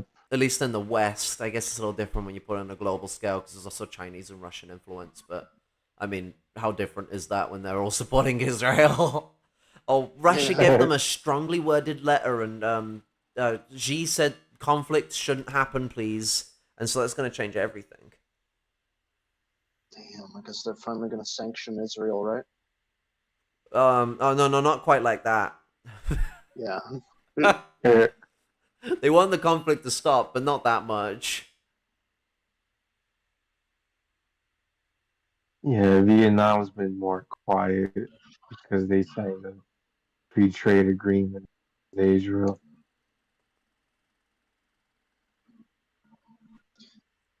Yeah, at this point, I honestly, I don't know how many people know about this basically Israeli false flag attack against their own population. But I know that there was a lot of debunking of a lot of stories that Biden was pushing some really outlandish and The fucking people hiding in the homes stuff. Yes, and then I saw this story about 40 babies being beheaded or something, just fucking completely outlandish.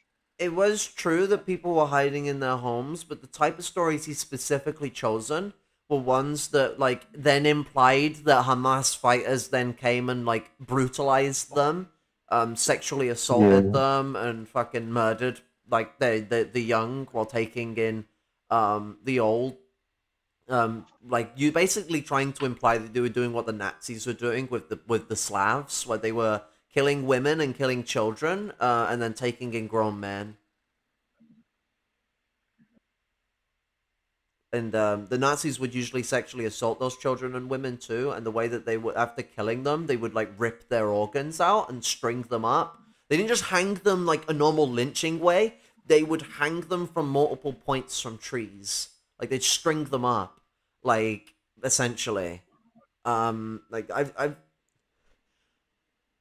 there are some photos of shit that happened on the Eastern Front that I wish I hadn't seen, and you won't unsee, and I don't really want to present them to people because they are it's find them at your own risk because they're terrifying, they're scarring, and this is the kind of shit that these folks do. I've seen fucking paintings of the largest lynching in U.S. history, and those paintings were fucking frightening enough. I know I got white privilege that I got to see paintings where black people really got hung, but let's be fucking real. That shit's fucking messed up. Holy shit. I can't remember the name of the lynching, but fucking anyone who knows their US history enough will probably know what I'm on about, where they fucking lynched loads of people from trees to the point that you didn't see a tree that didn't have multiple people hanging from it.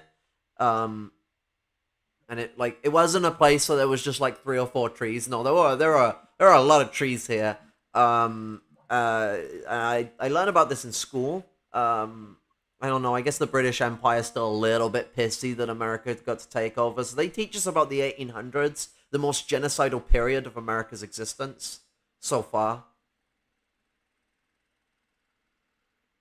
It looks like America's about to make me swallow my words on that one these days. It's no surprise that like we've got Kennedy Jr. and Trump both basically pushing Jacksonism.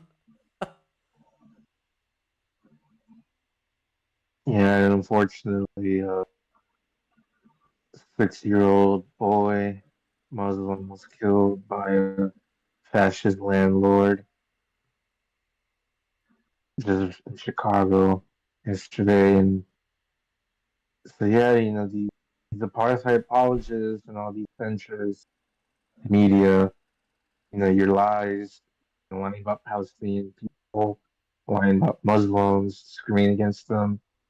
You're encouraging fascists to do worse things.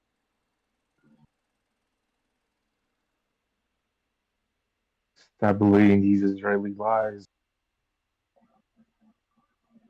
Yeah, I also, the whole thing about this being Israel's 9/11, well, in a certain way it is and it isn't, because after 9/11, America was like the most fascist I've ever seen it ever be in my lifetime, Yeah. that I've lived through. Like, it was a terrifying period to exist in. It was just Yeah, where the liberals and the fucking Republicans were both very openly fascist. Actually, a lot of liberals got behind George Bush, even though they originally didn't like him because of 9/11. I mean, the Liberal Yeah. Party itself, not so much the followers, but the followers did too in large swaths. Yeah, that's the same era that we had the Khan, Terminator, Hollywood governor, who's a big Bush guy as well. I think the anti-Iraq war protests were one of the biggest anti-war protests the UK's ever had. Might be the biggest actually, because we weren't so active in the anti-Syrian war protests because of the use of ISIS as a weapon and Assad is an easy person to scapegoat because the guy's a bit of a shithead. That's an understatement. He's a big shithead. Not a very big fan of Assad, and I hate the way that there's so many communists in quotations. Will go on about how much they love Assad and Assad's great, and then fetishize him through memes or whatever. Oh, they're just jokes.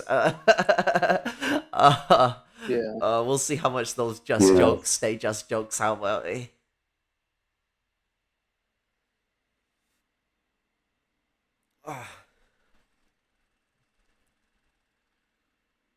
I need to piss. I blame Reagan.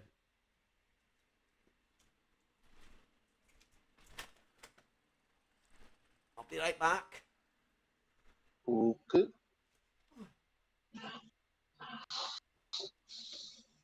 So, Noob, have you been watching any of this coverage in the mainstream media? I haven't directly turned on the TV or anything like that, but I have seen clips on mostly Twitter. I didn't really want to click on YouTube ones. Yeah, because that's the funny thing that's been happening is that you will get I was getting recommendations from YouTube and these other places to click on the fake crap of 40 babies and all that.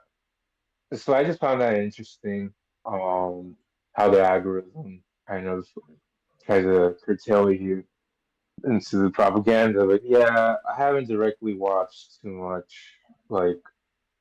many clips of the mainstream. I've seen a few here and there, and then kind of sticking to the tweets and all that.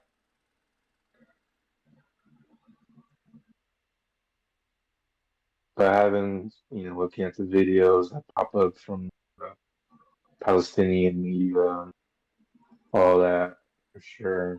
Al Jazeera. Yeah, I haven't been watching the videos either. I just assume right away, without even like watching the videos, I know for a fact like there's a lot of horrible shit being committed against Palestinians. Like I don't need to like watch like 1,000 videos of dead children or somebody getting fucking shot and bleeding to death. I've seen enough of that already to be like, okay, no. Yeah, It's just like I know Israel's track record. I know what they do.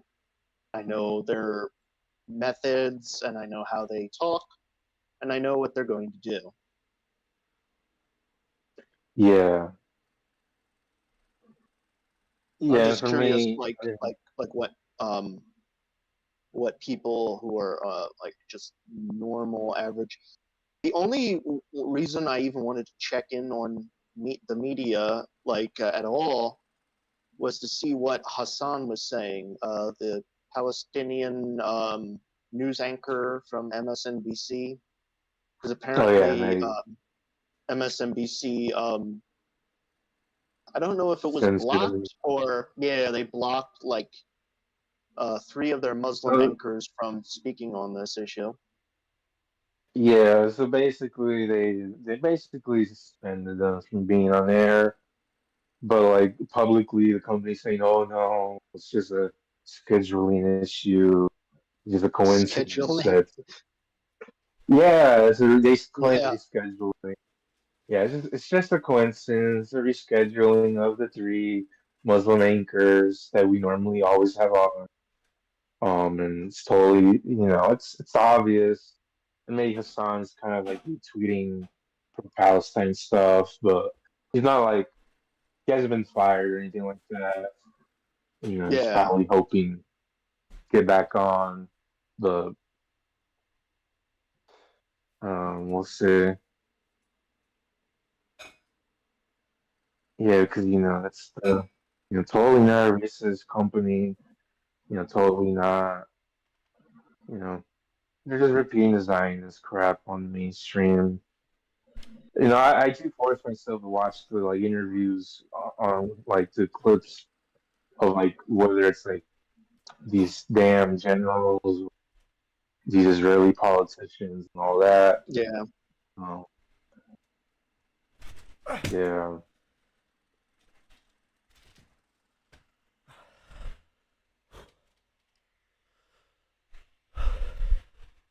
Okay. My bed's a pain in the ass. It's supposed to recline on its own. Anyone who's watched my streams long enough would know. Doesn't anymore. It's fucking held up by a crutch. Same crutch I have to use to get around. It's dual purpose. We were just talking about the 3 Muslim anchors from MSNBC who were suspended. I have some things to say about that, but I will say something on what you said prior, because I could hear from the bathroom. I think it is important for us to watch things that we're already aware of for the purpose of redistribution, because a lot of people haven't, and things aren't circulating enough. Obviously, one person alone circulating doesn't change anything, but that mindset also doesn't change anything. Multiple of us doing it, especially in unison, and working together on matters of this sort of retrospect as much as possible is quite important. Arguably, I haven't been sharing enough as I should be. Well, not even arguably, I just haven't. I haven't shared as much as I should have, which is a failing on my part. We've unfortunately been going through a bit of a crisis as everything has come out, and so trying to balance my time has just been dreadful. Hopefully getting better in the mix of it. I want to try and increase the streams to the way they used to be, where it used to happen all the fucking time while this current crisis is going on. So we can just keep rolling and rolling and rolling and rolling, every couple of days to every 2 or 3 days, get a stream on the go. Heck, daily if there's something to fucking do and everyone's got the energy for it, just so that we can keep getting information out there and people can use these as other things to share. And I want to work on like collecting videos and stuff like that to present as well on these things. what's it?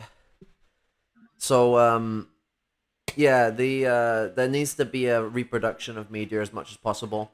On the Muslims being banned in MSNBC, did any of you actually see the coverage they did on Palestine before they got banned? Not I didn't get really. I to. mean, I know those anchors. I do know those anchors very well. I mean, overall, I'd say for people that work in mainstream media, they're probably the better.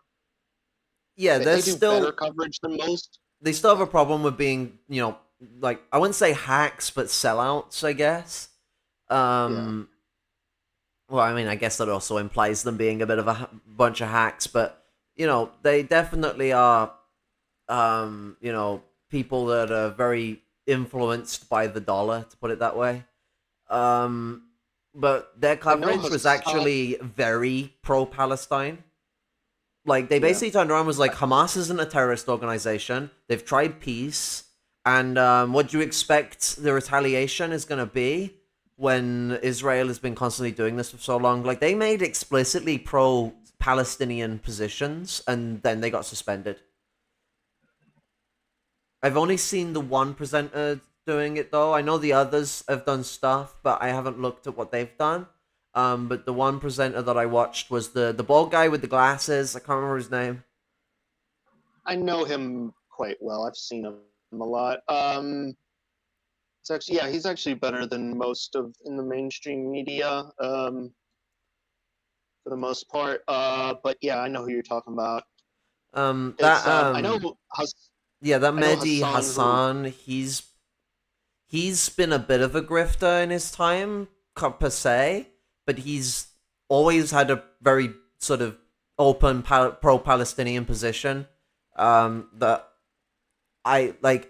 Whether it's me dreaming or something, I don't fucking know. Like having like my hopes up in the air, but I do believe that that is a serious belief he has, that he is pro-Palestine, regardless of what grifty shit he's been up to in his Oh, time.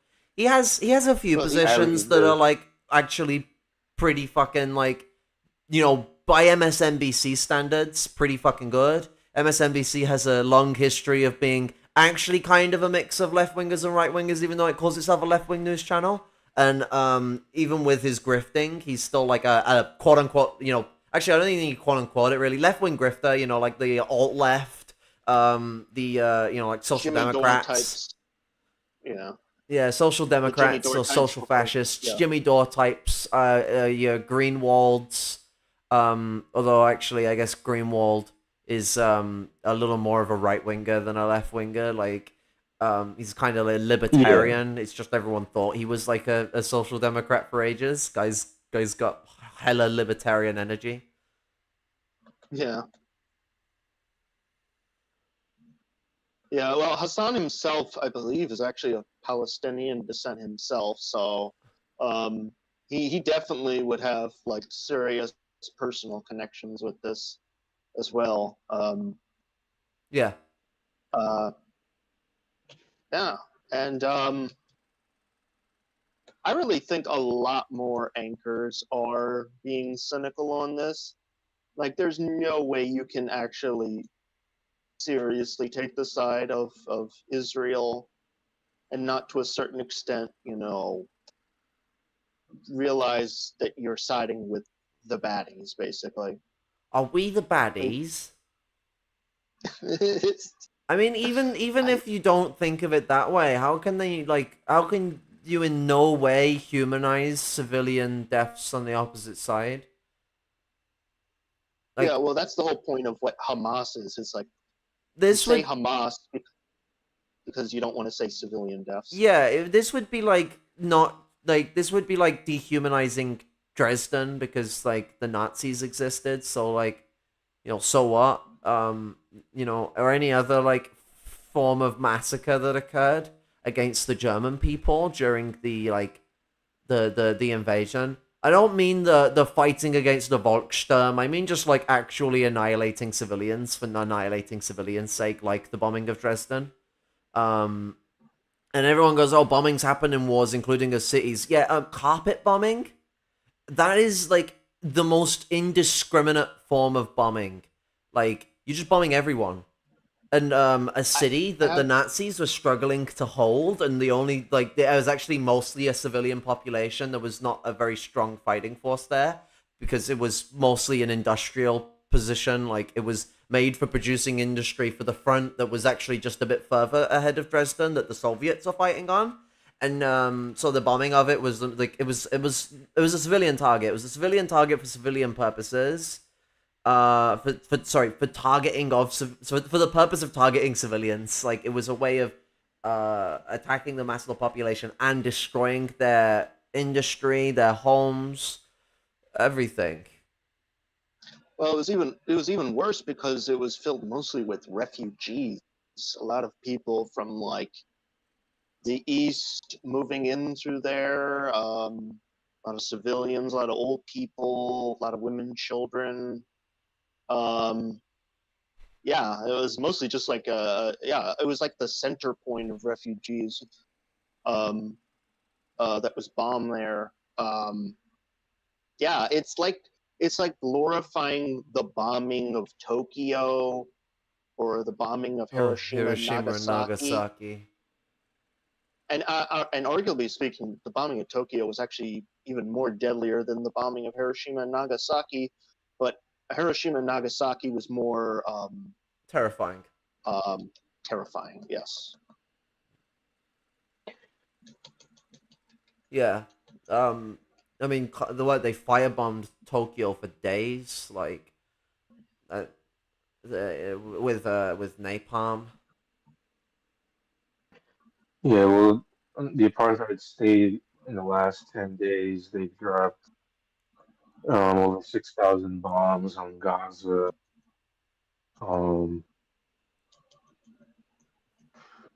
Yeah. Just for people who didn't know out there.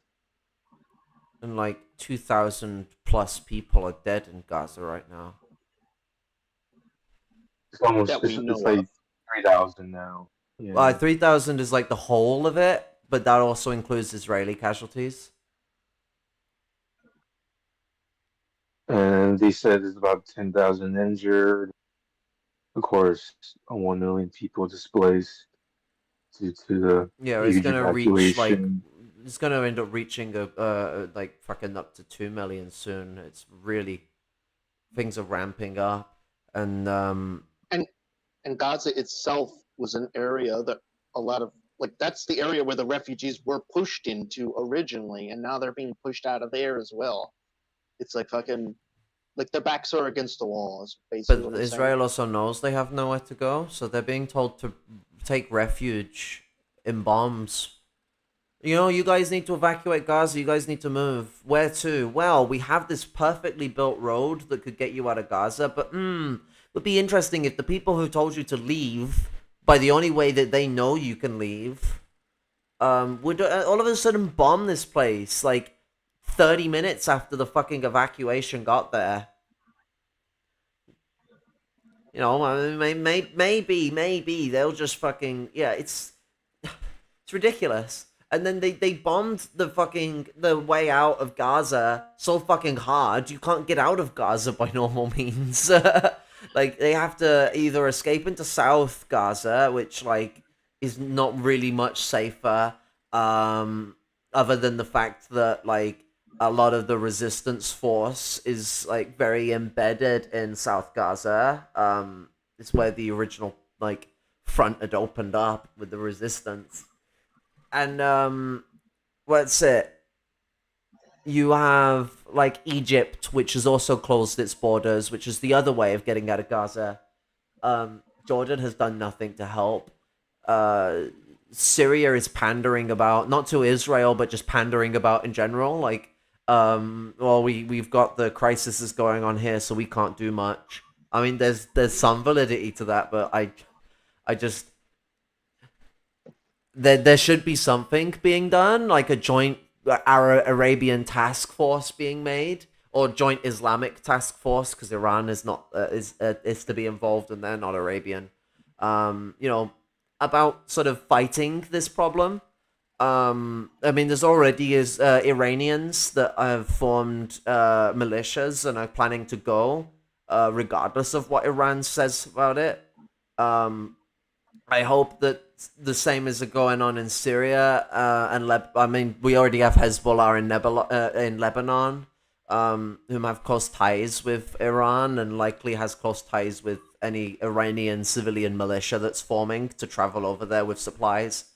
Um, so there is something going on, but something needs to get much more like serious, much quicker. Same with like countries like Jordan and Egypt. We're seeing stuff from Egypt where people are breaking into Palestine to get supplies there. But we need more.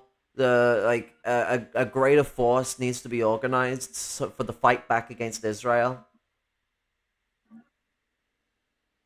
Yeah, we need a liberation army set up, a coalition. Yeah. Honestly, Yeah, yeah, because this idea that like some miracle ceasefire is not gonna, it's not how I put it. It's still a genocide because everything that's happened in the last 9 days, 6,000 bombs, no water. There's right now people in North Gaza are drinking salt water basically because the Israelis have bombed some of the pipes and stuff like that. Bomb purification Hopefully, centers. yeah, black electricity as well needs to be liberated. Yeah, like a ceasefire would be a pausing of the warfare, but it would not be a pausing of the genocide. The genocide is ongoing until the state of Israel disintegrates.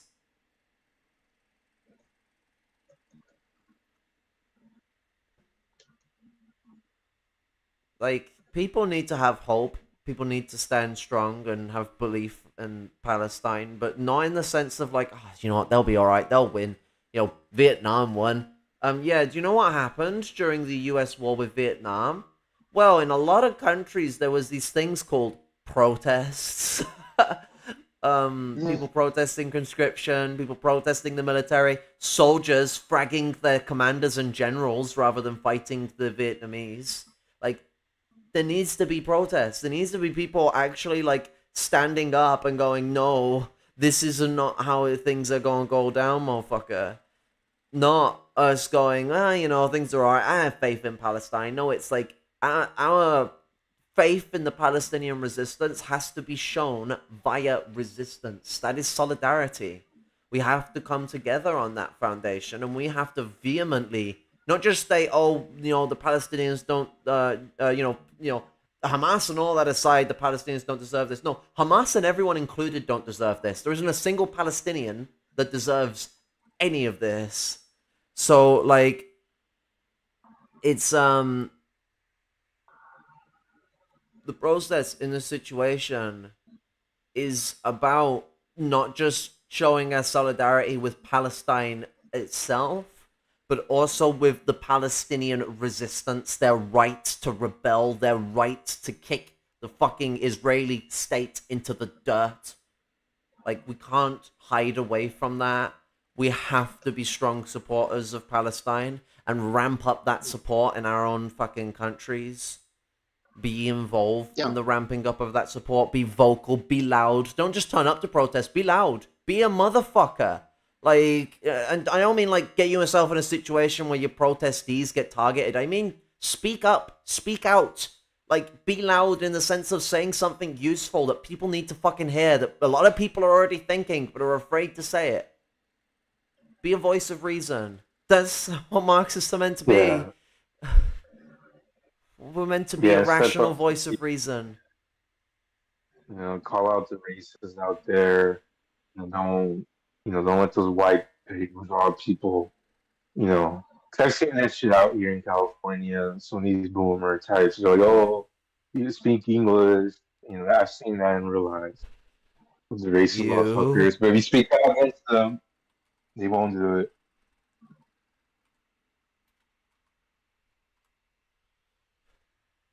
Yeah, I mean, it's kind of interesting how they've kept most of the genocidal stuff in Hebrew until all of a sudden this all breaks out, and then they've had to switch it up. They've had to lower the tone slightly, but say it in English, and it's them trying to beg for support from the West. Come on, give us support. Oh, we're Yeah. we're in a really tight situation and need the US and UK to give us arms and ships and planes. Israel is like the most it's like the most overarmed country in the entire Middle East. They're the only country in the Middle East that has like a full-on nuclear program. They have a chemical weapons program. Esperanza Fonseca, Foncesa, or is it Fonseca? I'm not very good with Spanish. On her Instagram account, and BRG on his YouTube and Twitch channel, providing some of the best solidarity with Palestine and exposing Zionist, fascist, white supremacist settlers. Yeah, I've been seeing. And yeah, Esperanza is very well known for the name on Medium, which is proletarian feminist. Fucking proletarian feminism is great shit, and people should read a lot of her other works. But I've been seeing the shit she's been posting on Palestine on her Instagram, and it's been absolutely fucking like fire coverage. I've only seen a little bit of Black Red Guard's coverage. She's done a lot. It's absolutely amazing. She's calling out pink washing. Yeah, there's a lot of people doing this, like, oh, but Israel is like got better rights for women or LGBT, which is not actually true. Like, I mean, even if they supposedly do, that's still pinkwashing the situation to promote genocide. I don't think anyone deserves genocide because they have a reactionary society. Like, no, that's not how you change a reactionary society. There's like so many other things you could do before doing genocide. Yeah, and Netanyahu already to the Supreme Court, so why would anybody believe that those rights are even gonna last long under this fascist, not that there really was any there to begin with, of course. Well, like, Israel doesn't even actually like have gay marriage. They just respect the rights of gay marriage in other countries. So like, if you married someone of the same sex in or gender in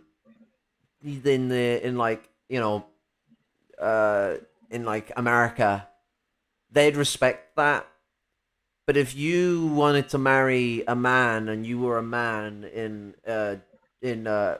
isn't real, they would fucking not be accepting of that, and they would fucking you would be discriminated upon in society. Same with being trans. Like, everyone will go, oh, like, fucking Israel's trans accepting, and it's like, well, it's not illegal to be trans, but it's not trans accepting.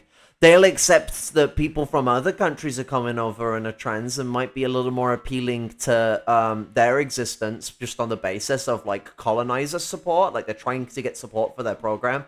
But I know people, well, used to know them. I don't speak with them anymore. But I knew someone in,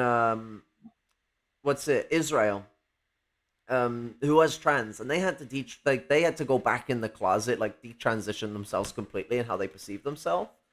Because, like, in Israel, there isn't trans acceptance. You're fucking making yourself a target of the fucking incredibly fascist public if you come out as trans. Even if you just come out as gay, but you come out as trans and, like, whoo, you've put a target on your back. And I mean the one that bullets tend to hit.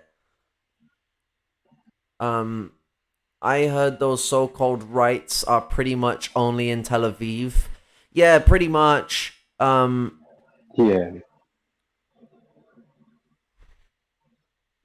Yeah, people tend to forget the Z. And also ask yourself this, like, what about all the women, trans people that Israel is bombing right now in fucking Palestine and the West Bank? Like, I guess the rights only apply to the Israelis apparently. Yeah, but because like Hamas and whomever else is not pro-trans, you must understand, Gangeros, by white society standards, those trans people no longer exist and are all collateral damage. It's so mental that it's like, oh yeah, well they're fucking transphobic, so genocide. And it's like, yeah, but what about all the trans people there? Is being a transphobic society make all the trans people exempt from being trans now? The implications that has on people like me in what is a country that has been nicknamed Turf Island for being so transphobic is uh, is fucking ridiculous. People tend to forget that the Mizrahi and Sephardic Jews, Beta Israel, Ethiopian Jews, Temanim,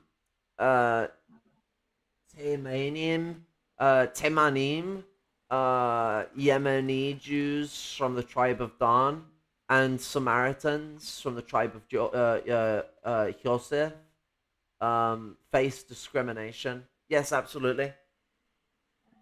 And there's a lot of like weird shit that goes on where they incorporate some of these groups into the police system. In a similar way that like America will utilize like black people and certain elements of the police in lower numbers than there are white people in there, of course, but they're like utilized in the police as a part of the sort of like weird juxtaposition to the colonialism sort of mindset and allowing to further whiteness amongst the populace, like creating infighting essentially. Yeah, they did the same thing with like Irish police in like the early 20th and late 20th and the late 19th century Yeah. as well. That was the black and tans were like that. A good large chunk of the black and tans were Irish. A lot of them were English. Like if anything, a majority of them were from England, but like a good chunk of them were Irish. And they were just used basically like. Wouldn't surprise me if they were the Scots Irish. But like not all Scots Irish are just like fucking absolutely mindless Brits. Most of them are. I'm being facetious, but they're little wankers, so we'll piss on them. But yeah, no. Black and tans were a bit of a confusing group like that. There was also another group, like fucking the name's losing me. They had direct connections to the king, and I can't remember their name.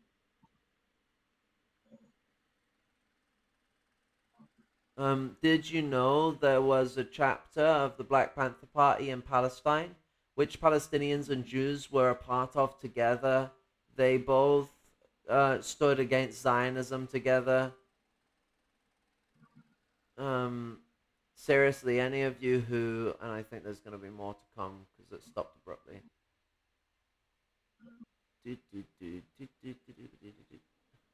YouTube live chat's a bit slow.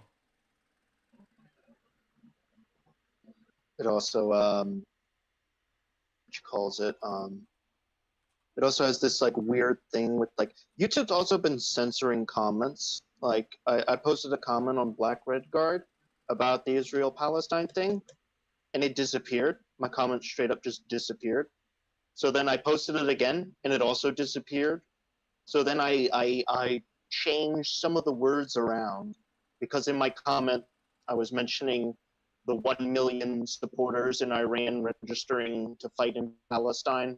So I had to put like the A instead of an A, I did like the squiggly A and a few other things. So I could be like, okay, maybe this time the comment will stay, and it did. So they are definitely censoring comments, pro-Palestinian comments. Yeah, what's it? Using the AE symbol might help block it out. Stop them from blocking it. Because it would technically be that if you go by older like English and Latin standards, it'd be ISR AE is one letter and then L.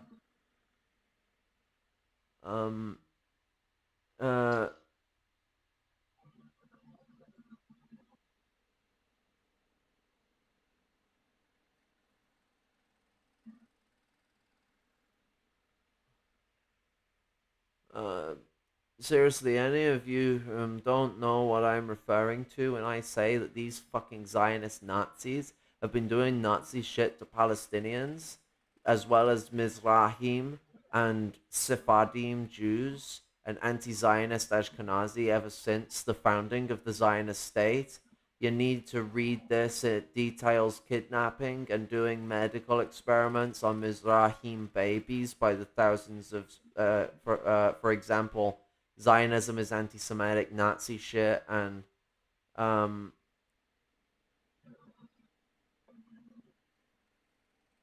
it's easier. You can Isn't there just send also me the full quote, and I can just read it all in one go. isn't Shit, and I'm gonna keep informing y'all of that till I'm blue in the fucking face. Hashtag Jewish not Zionist. Hashtag Free Palestine. All power to the people. Yeah, no, straight up, straight up. isn't there like a group of like Orthodox Jews in Israel that are protesting against the mass conscription there? Yeah, I think they're in one of the areas that has like a large population of the 48. One of the Palestinian, like the Palestinian segregated parts of Israel. But I might be wrong. There are a few groups of Israelis, or well, Ashkenazim and like other Jewish people there that are protesting. The Sephardim and the Mizrahim that are protesting Zionism, and you do see this amongst a fair many of the Orthodox Jewish people, is that they are heavily opposed to how Israel is representing Judaism. As the Soviets themselves pointed out, that Israel absolutely pisses all over fucking like the actual like Judaic culture and faith, and turn it It's one into of the something that would like turn it into a storybookish sort of thing that would exist within the fairy tales of the proclamations of the elders of Zion. Yeah, it's completely fucked. Like honestly, I don't even like using the term Israel that much. Honestly, I think Iran had it right when they called them Little Satan or the Zionist entity. Like Yeah, honestly, I using mean, Israel as a term is in and of itself, it feels like a propaganda term. if you use it in the sense that you believe that the land is Israel, then yeah, in a sense that is like committing to the process of genocide. I use the term Israel as in the sense of the occupation, in the sense that I use Northern Ireland to talk about the occupied three counties, or sorry, occupied six counties, in the north. Israel is just occupied Palestine. Um, Yeah, it's or the Zionist experiment. Because like as far as I'm concerned, the word doesn't connotate to any historical matter to me. Like it's like, oh, you named it after a place that once existed, like 1800 years ago, collapsed because well, the Jews says they expelled themselves, but it really wouldn't surprise me if the peoples there had fucking kicked a large chunk of them out, especially given that like the not every Jewish person left like what was Israel. Like there was like the Mizrahim like are Jewish people that have been in Palestine for fucking God knows how long. About as long as the Arabs have been there, and the Arabs have been there for fucking ages because the Proto-Arabs were around there like way back during the point of Exodus. There's the Arabs that originate from Lebanon have a Semitic origin. And like the Mizrahim themselves are Arab Jews. You also have the Sephardim, the Samaritans. They've been there for God knows how long. You know, as a lot of the Palestinian resistance has pointed out, like every Arab fucking country in the region has a Jewish population. Jewish people are not a target of the Arabs. There are certain groups that target them, but that would be like saying because the Nazis target the Jews, the Germans are an active targeter of the Jews, like the German people in general. Any German person, they're going to target Jewish people. It's an absurdism. even with the anti-Semitism that exists in Europe, that is an absurdism. Um, the Arab region is way less anti-Semitic than Europe is, in my opinion, and there is much more acceptance of Semitic people in that region, especially given the fact that the Arab people themselves are Semitic, and other than some fucking rises of anti-Semitism in certain Arab groups against Jews, um, I would say overall, what we've seen over history is Arab people being accepting of both Jews that live in the region and Jews that have refugeed from Europe into the region, even hiding them from the British during the British reign over Palestine.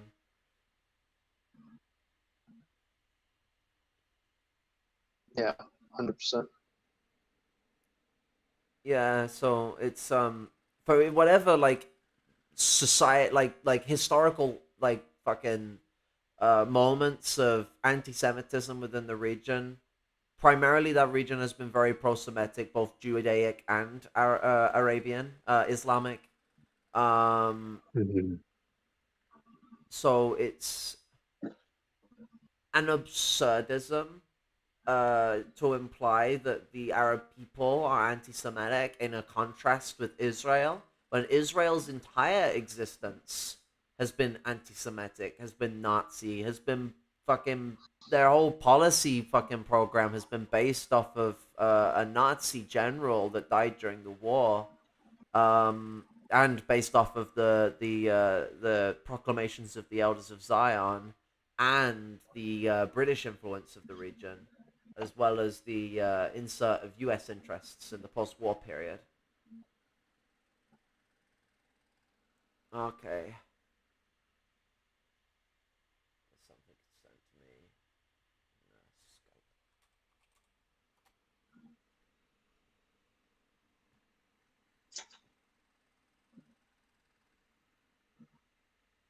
Also, I'm really getting sick of this whole like, oh, we need to separate Hamas from the Palestinians. It's like, first of all, Hamas is part of the coalition of the Palestinian resistance movement.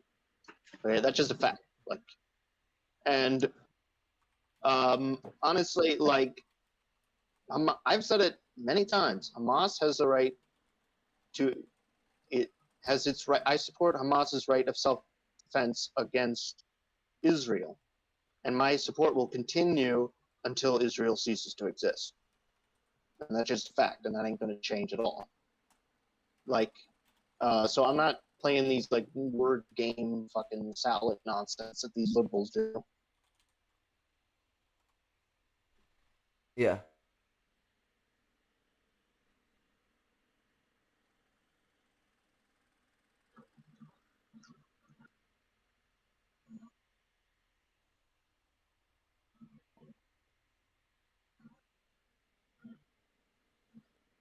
Yeah, it's like ridiculous to juxtapose that anyone supporting Hamas, they should be disconnected. We should disconnect from Hamas, but still support the resistance. Hamas is a part of the resistance. I said this in the last stream, but I really beg people to learn what an intifada is.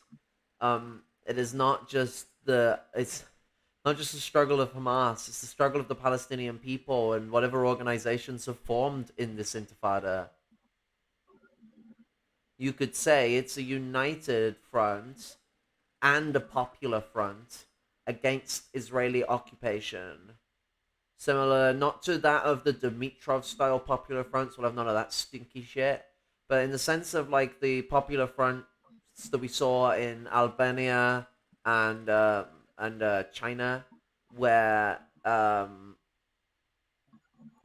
communists, liberals, social democrats formed anti-fascist brigades to fight against the onslaught of the Nazis against their people, or in the case of China, the onslaught of the Japanese imperials against their people.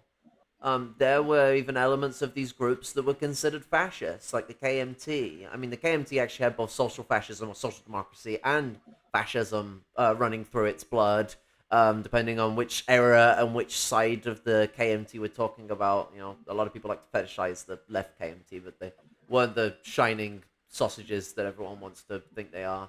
But what's it?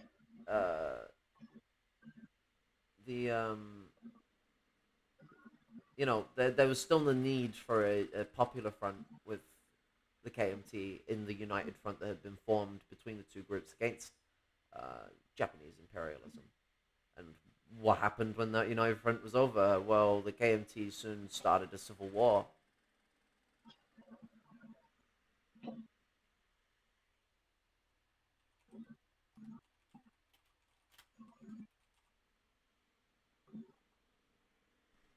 Yeah, and we'll have to deal with those problems when Palestine is liberated.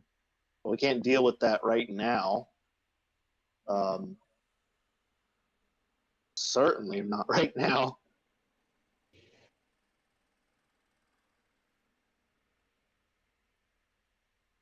Israel's offensive demolished 18 schools and caused damage to 150 others, and 127 teachers were killed.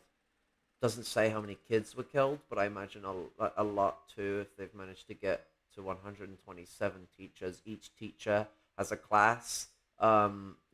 Given the crisis, probably somewhere between 27 to 50, or 25 to 50 students. And so, the kind of death toll of, kids in that could be, hundreds, depending on, how bad it's been, what time they targeted, where they targeted, per se. Well, the child death count's already around 800-ish at this moment, as we speak. You mean in general, or, in regards to these schools? In general. Oh. Yeah, no, I know in general that it's really high. I just meant in regards to the bombings of the schools. Right. I know that in some cases, a lot of people in general are using the schools as shelters.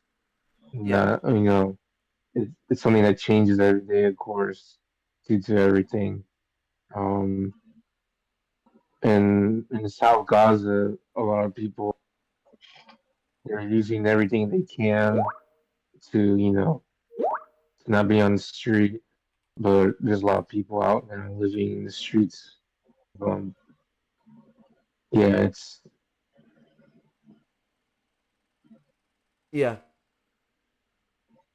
And so what was you saying about 800 children in general have died? So far. And a lot of women in general have died.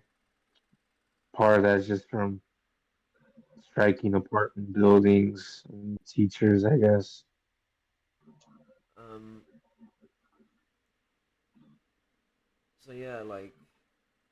And it's estimated around 2,000, and some Palestinians have died. It's probably a lot more, and around 1,000 are being estimated to be children, just to really drum in that horror. I mean, even if they weren't children, it'd still be horrific. But the fact that they're not just civilians, but young children. We're talking anywhere between people that are literal babies to teenagers are being massacred en masse.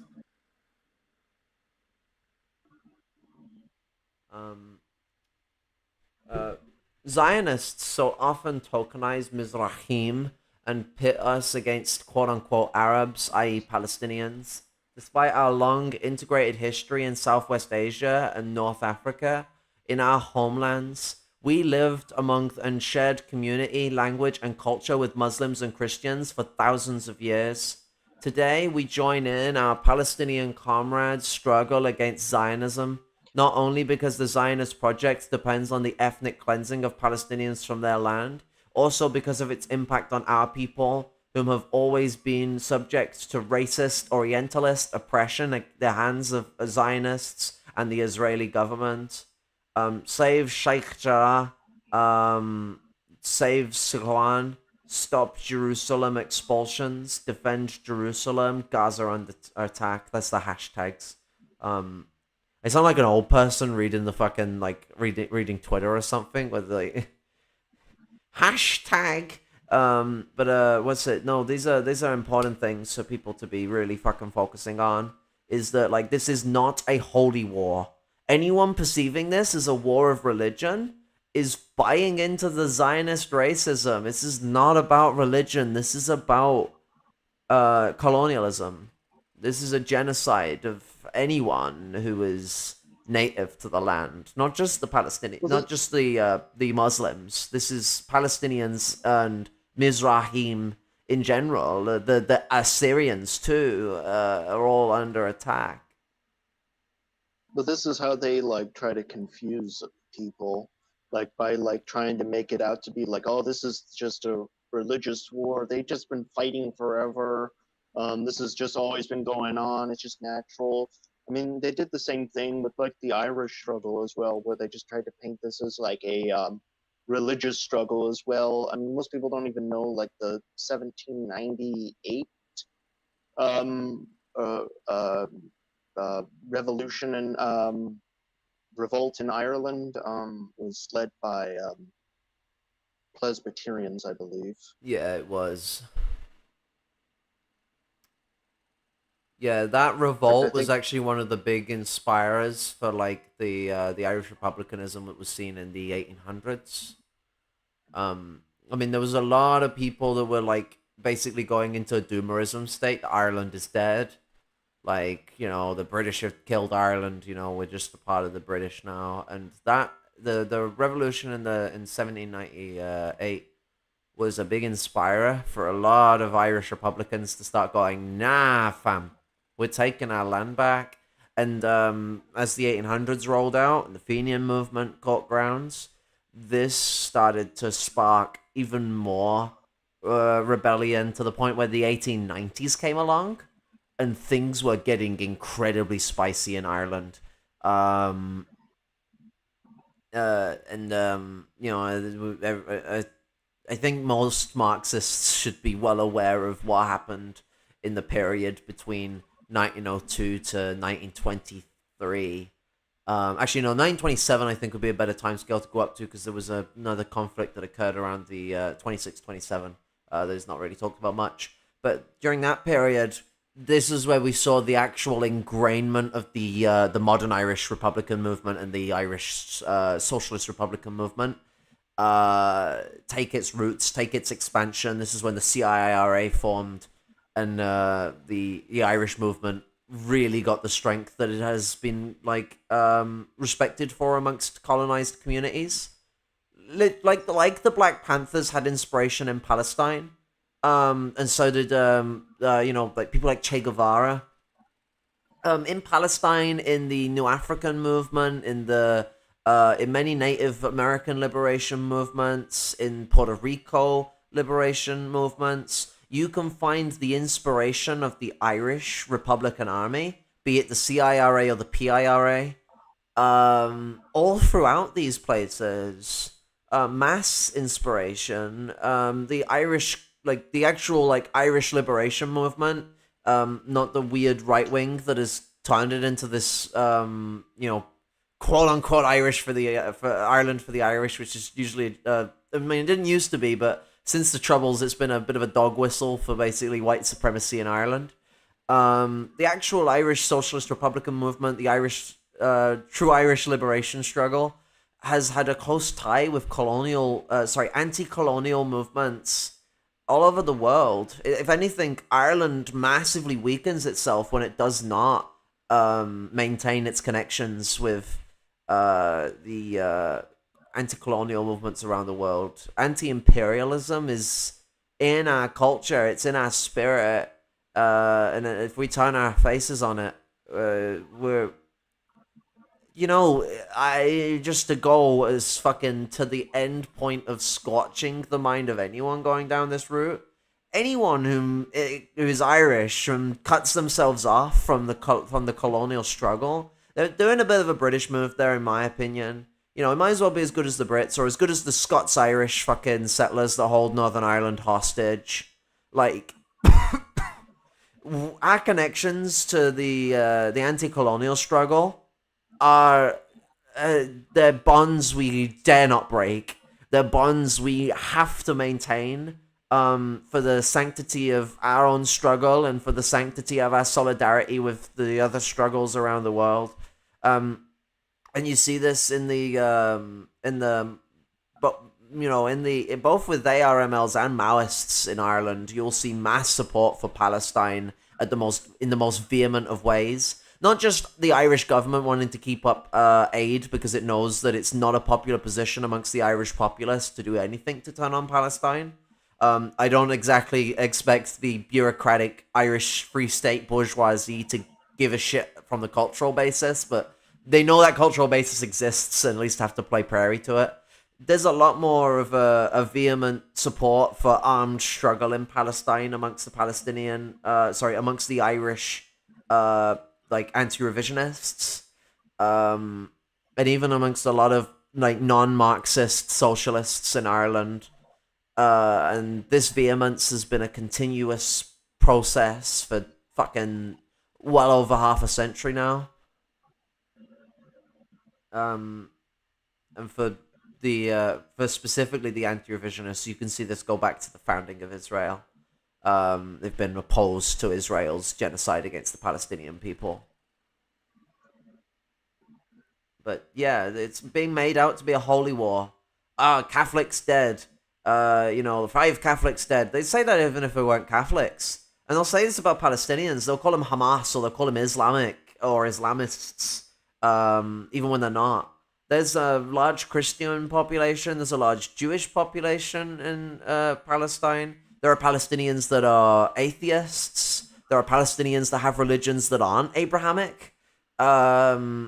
There's more than just Palestinians in Palestine as well. There are people of Greek descent. There are people of Mizrahim, Judaic descent. There are people that are of Assyrian descent. There's also a group of people that have been there for fucking thousands of years.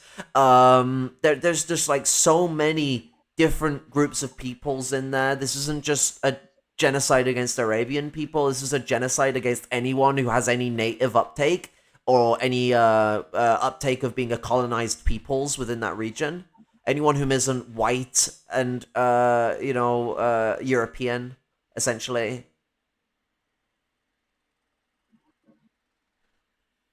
Yep.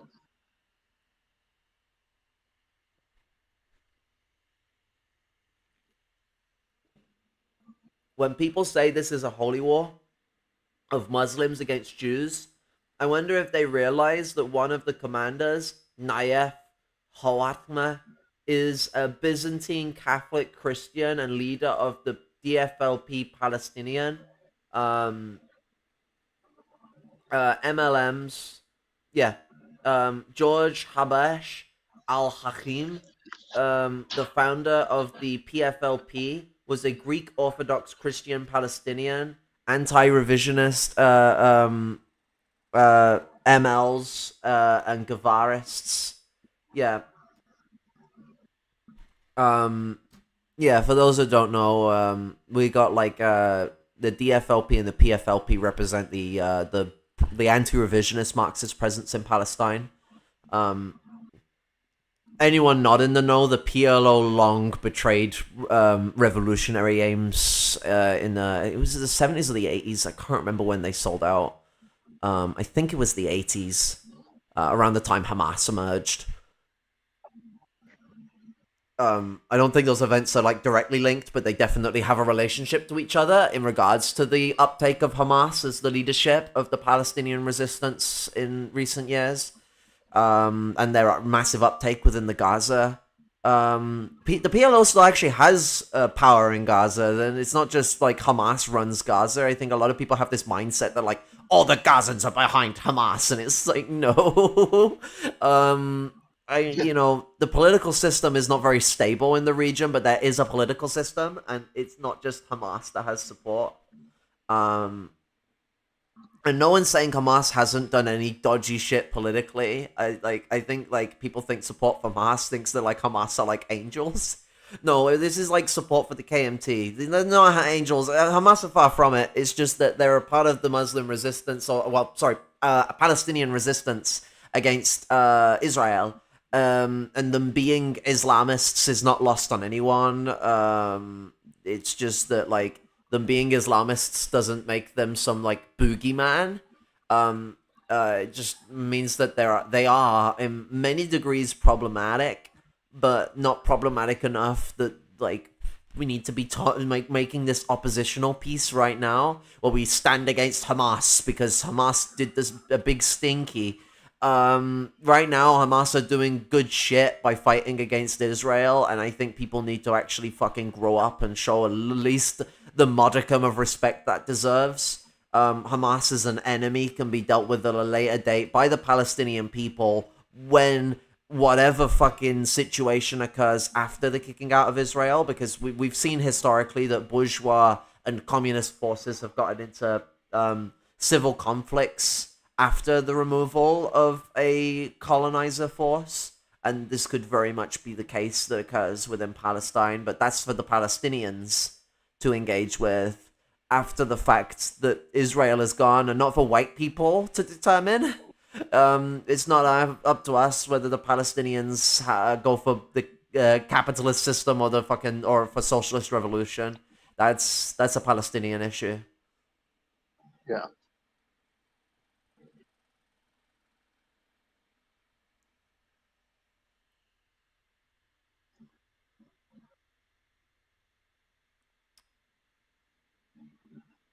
But yeah, I think people really need to consider that a lot of civilians are dying here. They're the majority of the casualties. This war against Hamas is hurting civilians en masse on both sides as well. Now, I don't want to create this like, ooh, sympathy for the settlers situation, because it's not as simple as that. The settlers are targeting their own people as a way to do dog whistles to calling the Palestinians Nazis.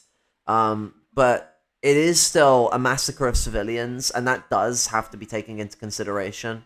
While Hamas is specifically not trying to target civilians for murder, they're trying to engage in prisoner exchange, which is like fucking absolutely fair fucking game. The Israelis are massacring both their own civilians and the Palestinian civilians, as well as massacring the Palestinian resistance as much as they possibly can. It is a show for whom is the indiscriminate killer.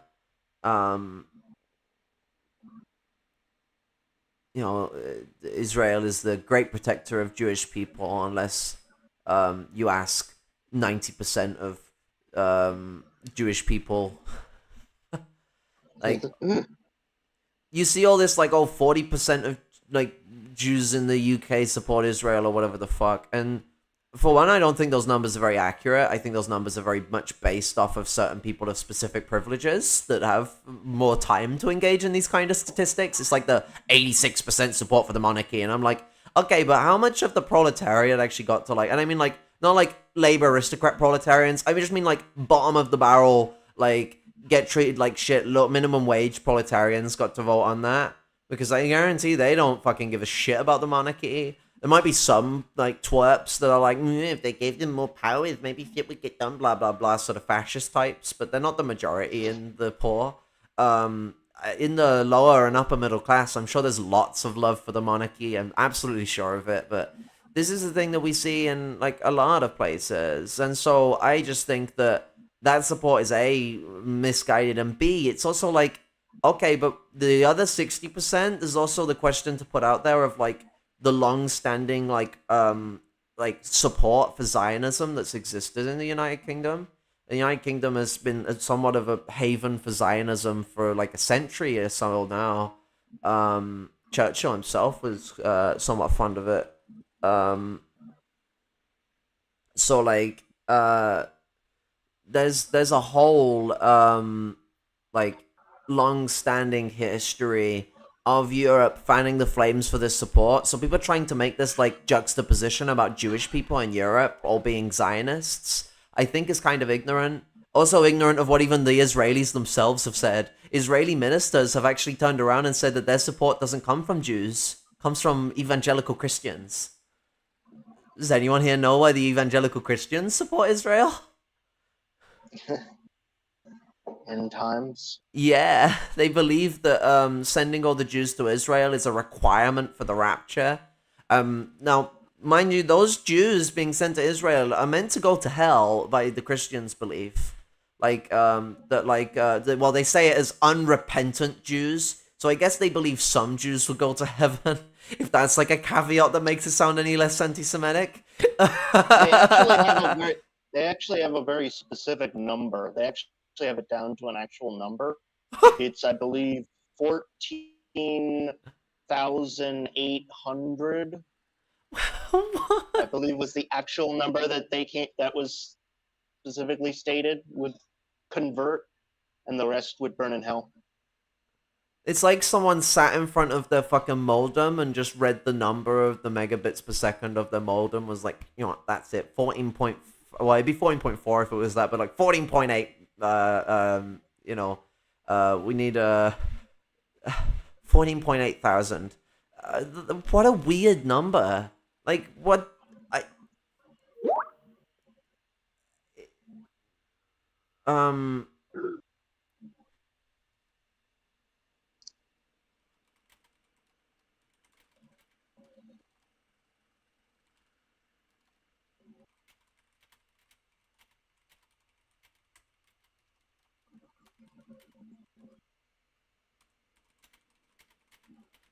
Move to the server so Lump and Kelt can join.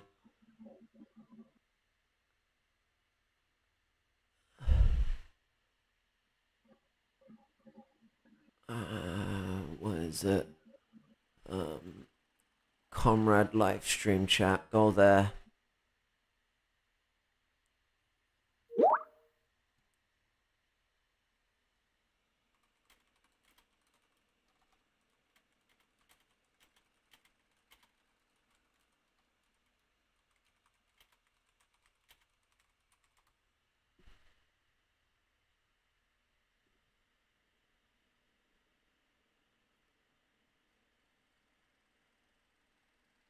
Test.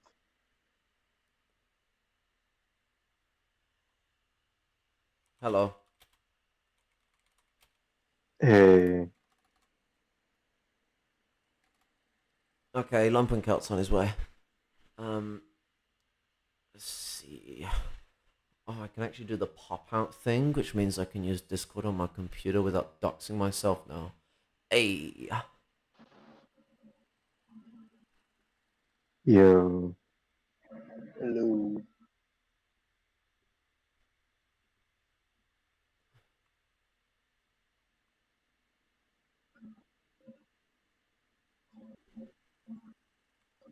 Oh, it's not on the right fucking thing. There we go.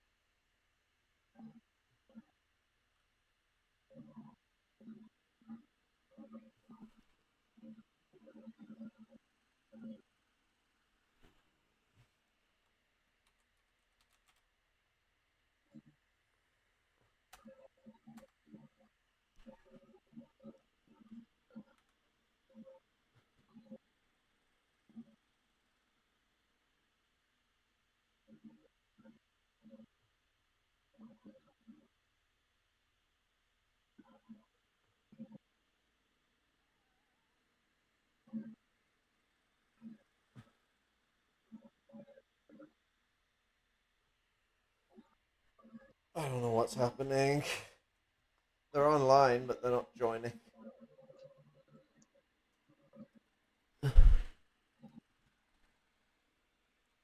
Maybe Lumpen Coast doesn't know how to join.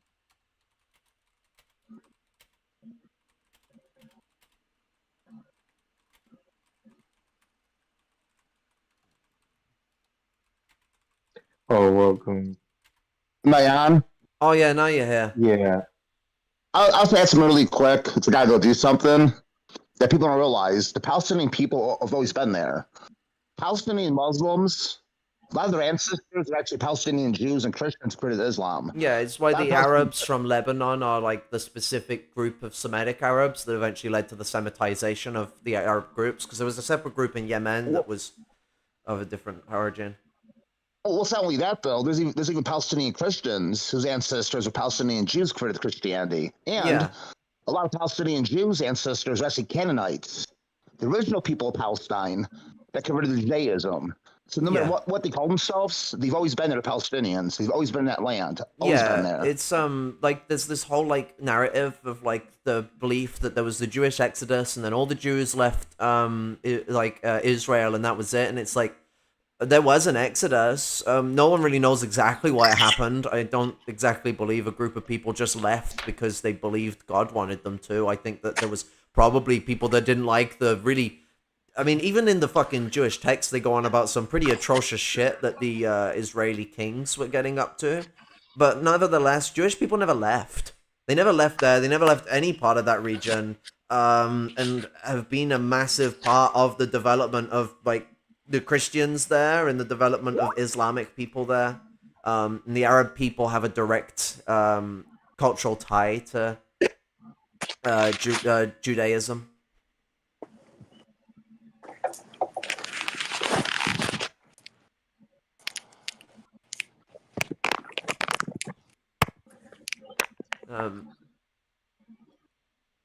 Jerusalem was not founded by King David. It was founded between 3000 BCE and 2600 BCE by the Canaanites, the common ancestors of Palestinians prior to the arrival of the ancestors of the Israelis, the Amorites from Iraq in 2400 BCE.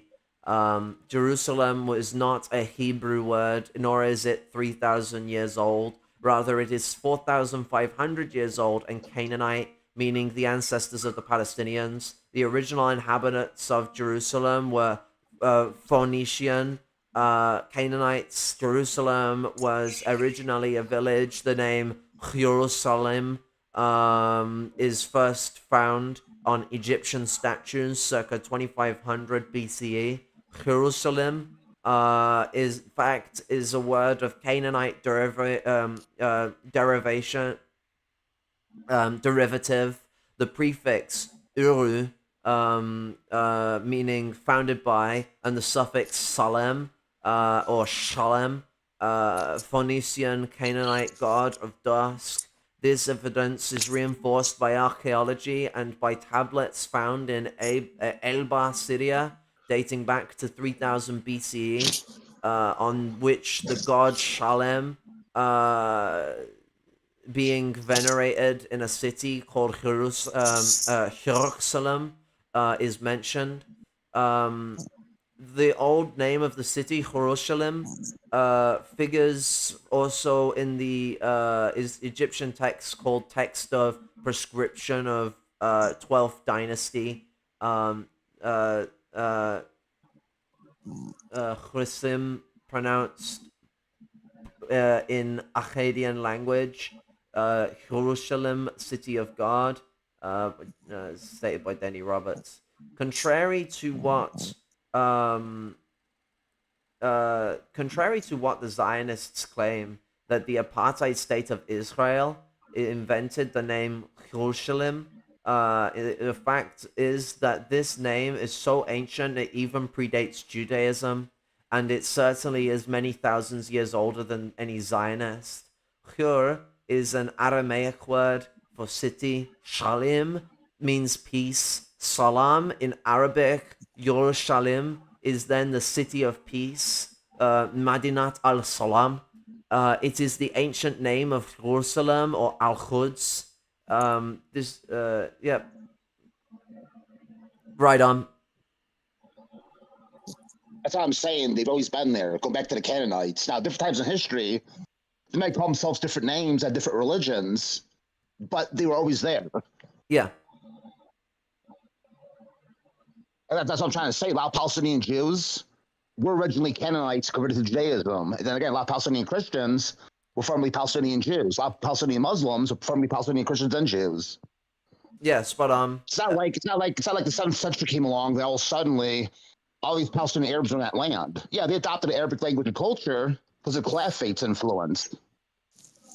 yeah, it's like that was the point I was making as well, is that like it's never been just an Arab place. It's always been like there's Arabs, there's Assyrians, there's Canaanites, there's fucking what's it? You got the Greek influence that's been there for fucking as like way back to the Macedonian empires. Yep, Alexander's time. I actually find it kind of ridiculous that people call them the ancient Greek empires. They were like, we know they were called the Macedonian empires. Like, Greek is a Roman word. like the white people mannerism towards history is always to just fuck the people actually that have suffered victimhood to another group, unless that group is like usable for their own whim. They pick and choose what specific Greek groups, empires they wanted to support, the Spartans being the primary one they like to support because of the ways the Nazis twisted the stories about them to make them more fashy. And the Nazis weren't the first people to do this, but they certainly were one of the most recent. But we see this especially with the perception of the Middle East. A lot of people seem to forget that the Middle East was like it's not just that during the Middle Ages they were quite ahead of Europe. West Asia was quite ahead of Europe during the Roman period too. So was North Africa. The Romans had a run for their money fighting against empires in North Africa. During the arisal of the Romans, places like what we now today call Lebanon were like the center point of law and like order in the regions. Like even the Romans were basing their ideas of law off of the Lebanese, well, what are now today known as the Lebanese. The Latin alphabet, I believe in the Greek alphabet, is influenced by the Phoenician alphabet, modern-day Lebanon. Spot on. And the Carthaginians, I can't pronounce the word, you know what I'm talking about, Hannibal and Carthage? Yeah. They were Phoenicians. They're Phoenician migrants that became their own people. Yep. Spot on. For those unaware, Carthage was whom I were on about in regards to whom gave the Romans a run for their money. It's actually a really interesting thing to research because the Carthaginians basically used modern, like the ancient equivalent of weapons of mass destruction against the Romans. They used elephants and stomped the Romans to pieces, and the only reason the Romans won was because they also decided to deploy elephants. And it wasn't an instant win when they did it. They were getting their asses handed to them still. Hannibal managed to fucking get behind Rome. This is after Rome started using elephants, by the way. Get behind Rome and attack from the fucking north by doing an entire all-around counterattack to get past the fact that the Romans started using Carthage tactics against them. And the pincer movement that the Romans are fucking popularized for actually comes from the Carthaginians. They come up with the concept of pincer attacks. There wasn't a Roman invention. Not only that, though, he's out of the irony of history. 300 BCE, the Roman Republic days, before the empire rose. Yeah. The Celts could stop the Roman Empire from rising, because in 300 BCE, they came to Rome, sacked it, and back then, like people did, unfortunately, rape, plunder, and pillage, Rome for about a week, then said, okay, guys, we're done. We'll go back to the Alps now. We'll see y'all later. They could have stopped Romans' tracks 300 years before the empire even rose. They said, no, we're done. We had fun for a week in your town, and we'll go back north of the Alps now. See y'all later. Yeah, they could have expanded their own empire and turned Rome into a colonized region, but they just left. Empire is not in the nature of Celts, though. That's the thing. Empire is not a Celtic thing. We had one for a bit, but like it kind of crumbled like pretty quickly when the Romans arose. It wasn't very tightly together. It was kind of a loose-knit like group of clans. Decentralized. Yeah, it was a decentralized empire. Yeah, from what I remember about the Roman the Carthaginian Wars was Rome lost a lot of its councils. What's the term? Is that? Am I saying that right? Consul. They did have consuls. Yeah, there was like 2 of them, I think, and they would both like govern together in the military battlefield, which is a bit odd to have 2 people running an army group. Basically, the Romans had a system where like civilian leaders would become military leaders during times of crisis. It's actually how Kaiser exploited the Roman system to become emperor. Well, dictator of the system first, twice. Actually, where the original definition of dictator comes from. The Marxist definition is actually a new one. Everyone will say that like, oh, the Marxist definition is what it is, and then liberals turned it into the leader. No. Dictator originally has been perceived to be like fascist leader. Well, not fascist, but like dictatorial, draconian leader, all the way back to the days of Kaiser, and that's where the original interpretation of it is that comes from.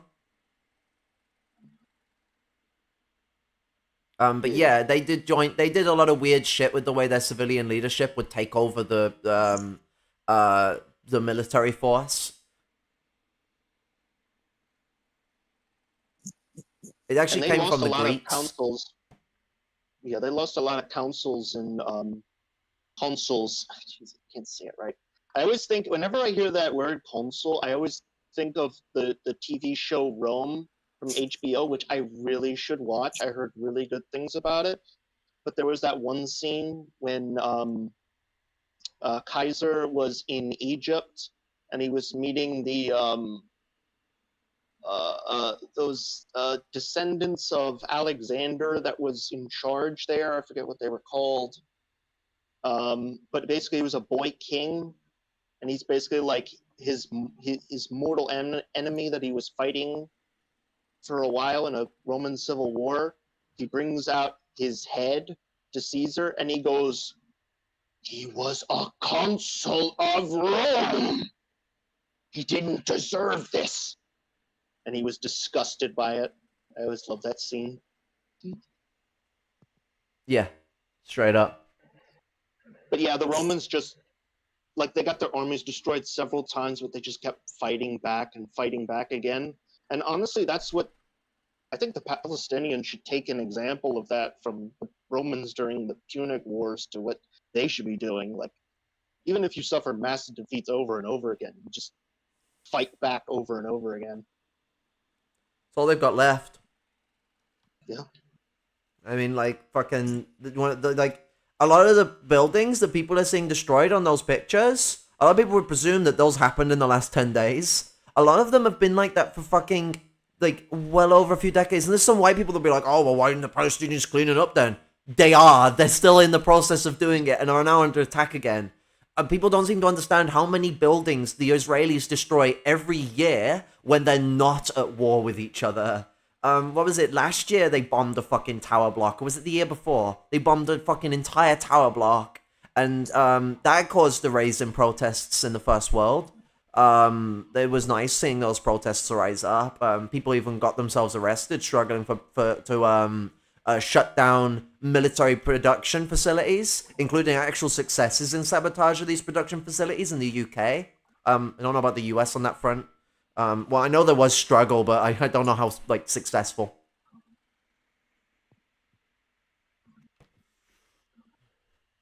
We need to amplify, because if one tower block's enough to spark that, well, the whole 70, 80 years should be enough to inspire not just protests, riots. Like, fucking outright riots, strikes. We need to go at it. We should be as peaceful as we can, but there needs to be a process to be ready to not be peaceful and not just, like, gerrymander about it. Be ready, because the police are gonna beat the shit out of us. They gotta serve their bourgeois masters. Yeah, the police are not there to help us. The police are there, like, they're specifically stated that they're, like, I forget what case it was, but basically they said that they're not there to protect and serve. They're literally there just to protect. That was in 2004, I think it was, wasn't it? I believe so. And people also, like, gotta get into their minds, like like they got to separate personal property from private property. Like they don't seem to get like what private property even is. Like to them, they think like, oh, it's my house or something, and it's not like, you know, large, you know, conglomerates of like, like Rite Aid, for example. Rite Aid is a corporation. Like the CEO of it doesn't, you know, doesn't work in all these Rite Aids around the world. Like they work at a very specific, you know, HQ, headquarters in fucking. I think they moved it to Philadelphia actually recently. They were originally stationed in Camp Hill, but they moved it to Philadelphia, from what I can remember from the meeting. Always love talking about my job.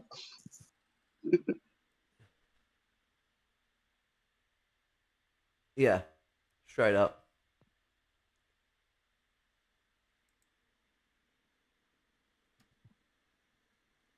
Oh, just checking out a few things.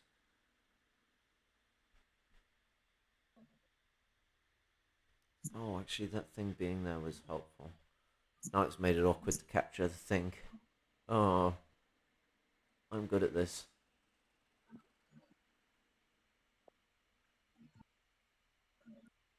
I sort of got you all in the frame.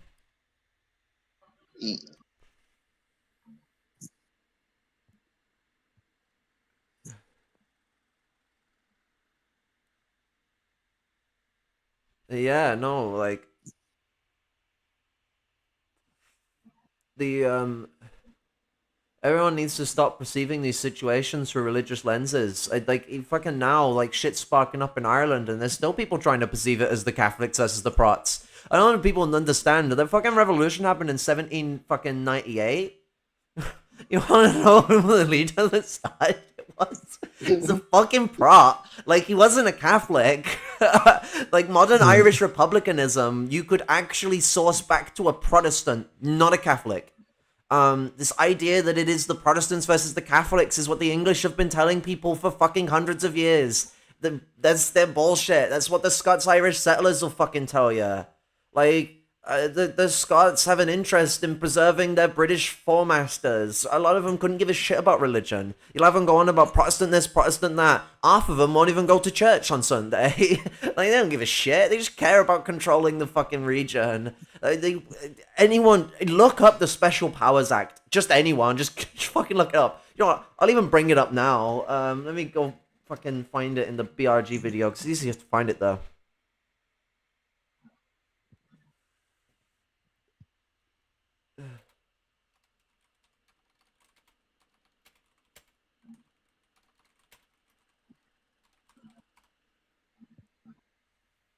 People really need to watch this. Why the Irish are the most base people with their hands in everybody's. Fucking absolutely well said.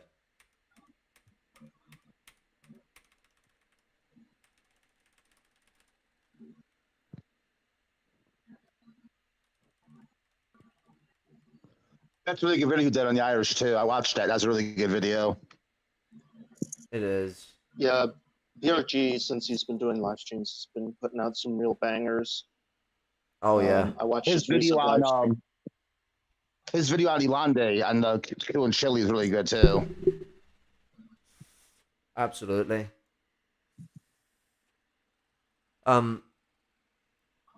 Also, fucking Paul being blessed as well with the shit he put out in the intro, because like there's a lot of people that make this blindsided position that like being Irish is a white thing. When, like, no, there is, like, whiteness that exists in Ireland, and it does benefit many Irish people, but, like, Irish is not a white ethnicity. It's not a black ethnicity. It doesn't really have a color code to it. I mean, there's, like, people that you could call white or people that you could call black alone in it, but even some people that visibly look white, I mean, until, like, modern times, most people would not consider them white, and you can still hear English people say shit like that. Like, whiteness is like a very like specific thing to the right wing in Ireland in regards to a political motion. But there is whiteness that does exist within Ireland. It is like so complicated to get into, and there is some like there'll be some white person that'll then try and tell you that you're like trying to like wash the Irish or make us the same as people who are like black, and it's like, no, it's not the same thing. This would be like saying like like talking about the experience of the Polish in World War II is equating the Poles to like the black people. If anything dare ever crosses lines with it, like the genocide activities. No, all these situations have their differences, but I think people would be ignorant if they ignored the common relationship we have with black struggle. And no, it is not what the American Irish say about, oh, like we were slaves too. No, it's about the actual way the colonialism was waged against us. It's like actually one of the reasons why like New Africans, Native Americans, and Palestinians have had such strong solidarity with Ireland. Ireland, the Troubles is like, or Morocco, what's it, during the 80s until pretty much today. I think Morocco's still got like an apartheid thing going on. I can't remember. Those are the closest things you've got to Israel, especially like what was going on during the Special Powers Act. So the Special Powers Act, Northern Ireland, under the act, and the authorities are empowered to 1. Arrest without warrant, 2. Imprison without charge or trial, 3. Search homes without warrants, 4. Declare a curfew and ban meetings, 5. Permit punishment by flogging, literally flogging, 6. Deny all visits to internees, 7. Prohibit the inquest after a prisoner's death, 8. Prohibit the circulation of any newspaper, and 9. Prohibit the circulation of any film. And anyone who's seen either BRG's video or has been studying Irish history will know as well that massacres used to just happen in streets. The British armed police, which was literally just the British military, the UDR, the UDF, and all those groups were heavily involved in street massacres. Just of civilians. It's kind of similar to what you see with what the Israelis do against the Palestinians and what the US police and US white militias have done against black people and still do against black people to this very day.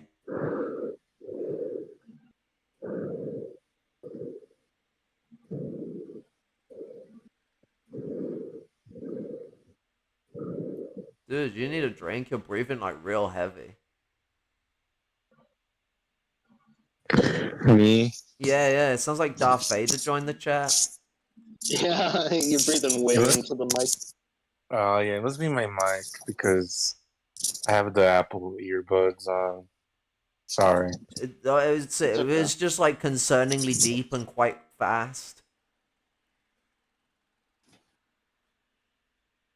Hey, I sent you that meme from Gross he made. Because if you think about it, whiteness and blackness is not necessarily about skin color. It's about caste. Yeah, it is. It's a caste thing. What's it? And we need to emphasize as well that whiteness and blackness exists in all cultures. Europeans versus Mongolians, white bleaching Han Chinese versus desert skin Han Chinese, Brahmin versus Dalit, Ashkenazi Jews versus Palestinians, Ethiopian versus the southern peoples. White versus black is a caste system that is so intermingled with class that they are more or less the same thing. Fighting it is fighting the class struggle. Yeah, like the way I put it is race is caste, caste is class. I mean, it's obviously there are some slight differences because within a racialized group, they have their own class structure, but there is a class relationship between racial groups. And it's one of the reasons why, and like fucking white communists don't put this out enough. You hear a lot of black communists having this, but it's almost if white communists are afraid to say what needs to be said, is that this is actually what creates solidarity between poor white people and black people in general, because the way that like caste and class have a relationship means that like actually from a realistic perspective, me being in the lower class, I have a closer shoulder to my colonized brethren than I do to some fucking petty bourgeois nonce or fucking bourgeois nonce that fucking owns all this capital and all that The fact that so many poor white people choose to side with those people that are so far away from us and dominate us is just a show for the problem of the settler mindset, especially, but also the colonial mindset that also exists within Europe. Because at the end of the day, if you are a lumpen prole or a proletarian fucking white person, you have more in common, like, with our black and brown brethren than you might be willing to consider, than you certainly have with the petty bourgeois white settlers. They will tell us that we have more in common with them and that we're more like them and that we need to protect this foundational thing of our little unit of we do the white people stuff together. Woo! But it's literally you just offering to be foot soldiers. It's just class traitor shit. You might as well just go join the police force at that point if you're going to buy into that fucking stupid crap. Like, it's bollocks. We've been lied to all the time, and the people who believe it is... it's not like this, feel sorry for the deceived. No, I am genuinely disgusted and feel dishonored and disrespected by those people.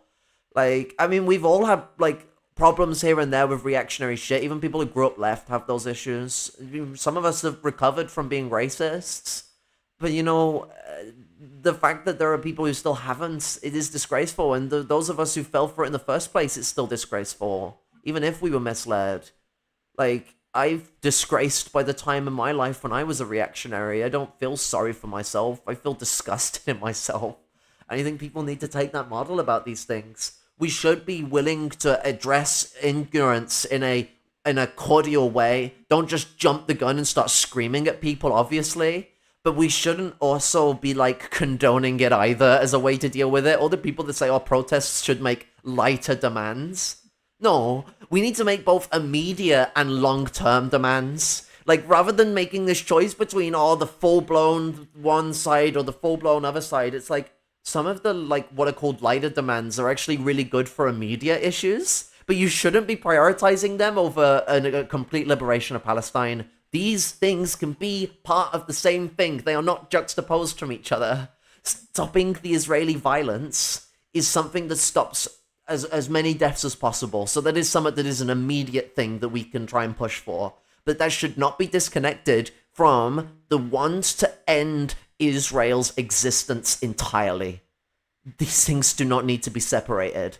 Anti-colonialism is a must for this situation, and if we're going to show true solidarity for Palestine, let's show it for all of Palestine and not the half that Israel has told you is Palestine. Also, I highly suggest everybody check out the Palestinian Youth Movement. They're the major Palestinian organization here in this hellhole I call home, doing all the protests right now in major cities. So I highly suggest all you on here, anybody listening, look up the Palestinian Youth Movement. Absolutely. Definitely. And I think any leftist, I don't care if you're a fucking MLM, ML, anarcho-communist, anarcho-syndicalist, if you work a job in the U.S. here and you're paying taxes, you're funding genocide. So you have an obligation. You have an obligation to show active, boots in the ground, solidarity with Palestine and expose all these lies about Palestine. Yeah, a lot of people seem to get the obligation imperialists, like citizens of imperialist countries have. We're all benefactors. The fact that I can go to the dole office and pick up my £500 a month. Thank you so much, Margaret Thatcher and the other evil conservative gods, for giving me my little pennies. But it comes from death. Like, I call it blood money for a reason. And me getting that money to pay for my bare necessities, like I say, I'm getting fuck all compared to, like, I'm in, like, the top 24% of wage earners in the world, which is, on a global scale, still fucking quite high up. But in the first world, I'm, like, bottom of the barrel. And I'm still, like, benefacting from empire. What does that say upon all of you whom are middle class or whom are upper class? Like, you know, what does that say upon you? So, like, we all have an obligation here. I have an obligation, and my golly, do so many of those whom are in much more affluent positions than I am have a fucking obligation to fucking stand up against all imperialist actions. Like, wait. I'm still hearing from people. I'm still hearing from people that middle class is not a real thing. It's the bourgeoisie tactic of dividing the workers. There's no middle class. It's just dividing the workers. The bourgeoisie does it. It's a term from the bourgeoisie. I mean, yeah, it is, but like it's a way of deferring basically the labor aristocrats, which are the split off workers, and also the petty bourgeoisie. But yeah, it is a divisionary tactic. But it's a real thing too, though. Even Yeah, Lenin warned about. it's called the intermediary classes in Marxist terminology. Yes, even Lenin warned about the role of the labor aristocracy in advanced capitalist nations. Yeah. Because like to explain intermediary classes to people, basically there is only realistically the bourgeoisie and the proletariat. There are like dying classes that kind of exist to a degree, but not as them classes. They're like people who descend from them, or like people have relations to them, like monarchs and stuff like that. They've taken a new form. Monarchs are bourgeois now. They're not feudal lords. Same as the lords themselves. They're now like bourgeois. The petty bourgeoisie, the petty proprietors, they're a subclass of the bourgeoisie per se, and so they're intermediary. They live within the sphere of the bourgeoisie, although there are also spheres of them that you could say are workers as well, but not proletarians, like self-owned workers and stuff like that, because worker and proletarian are not the exact same thing. Proletarian is a type of worker. The self-owned laborer actually is more similar to artisans and people like that, who owned their own tools and did their own labor with said tools to their own aims, including whenever they could profit off in the semi-capitalist period or semi-feudal period, however you want to word it. The labor aristocracy, while they have a petty bourgeois consciousness, well, it's actually more like a dual consciousness. They have both proletarian and petty bourgeois culture integrate in the way that they operate and think, but they are proletarians, like full-fledged proletarians. But they're an intermediary class of proletarians. They hold a distorted class relationship to the proletarian, like ties to the means of production. Like managers, like for an example, that have like a lot of like executive power over the workers that are under them. Those managers like hold a very like what you could argue is like an almost like petty bourgeois relationship with their workers, with how they are like domineer over them. They almost act like a boss, but they are still proletarian. They're not actually petty bourgeois. It's a really complicated matter. Marx got a bit into it, but I can't remember in what work. In his like description of the petty bourgeoisie, what should actually be what he said in the Communist Manifesto? I don't know. My memory of like the names of Marx's works always gets like jumbled. I'm more clear with Engels than I am with Marx, but I've always just jived better with the way Engels wrote. Except for what he wrote in fucking Origins of the Family about fucking Native American people. Like, literally, guy wrote eugenic shit. Like, went on about like brain sizes and stuff. I think you said even the early days of Marxism, even the early days of ML, they just play footsie with eugenics. Oh yeah, like Lysenkoism doesn't get lost on me. Fucking Lysenko was a eugenicist. You know, I try to explain to people that yes, labor aristocrats are technically workers, but not proletarians, because all proletarians are workers.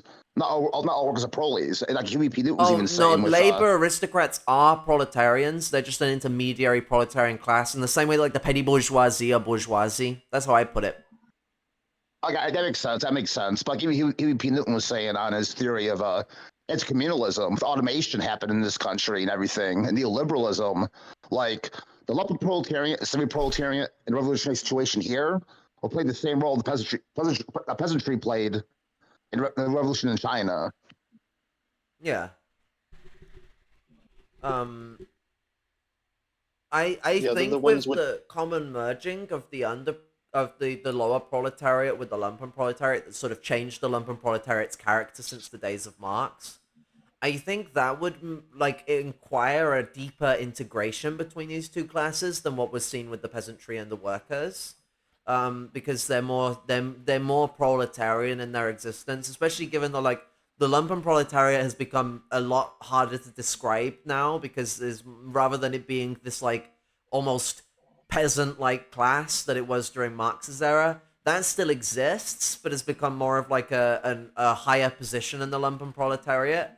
and the lower proletariat has been more considered lumpenized, like the Reserve Army of Labor and things like that have been considered more lumpenized in their interactions with society because of an integration of these groups within the environments that they live. And obviously the definitives of the lumpen bourgeoisie, lumpen petty bourgeoisie, and how they interact with this. But yeah, I agree. There is a forceful front between those two groups that will emerge. Labor aristocrats. I mean, there will be people in the labor aristocracy that stick to their proletarian culture and like betray their positions of privilege, but so many of them are definitely not going to. It's intriguing that you see so much more police support. Exactly. Sam Isabel, our comrade who passed away last year, was an example of a labor aristocrat who's righteous and stuck to proletarian roots and culture. Exactly. Guy was an absolute motherfucking legend. And what you typically see amongst labor aristocrats who aren't as revolutionary and anti-fascist as Sam was, is that they are very pro-police. Like they really like the fact that the police protects their neighborhoods, kills black people,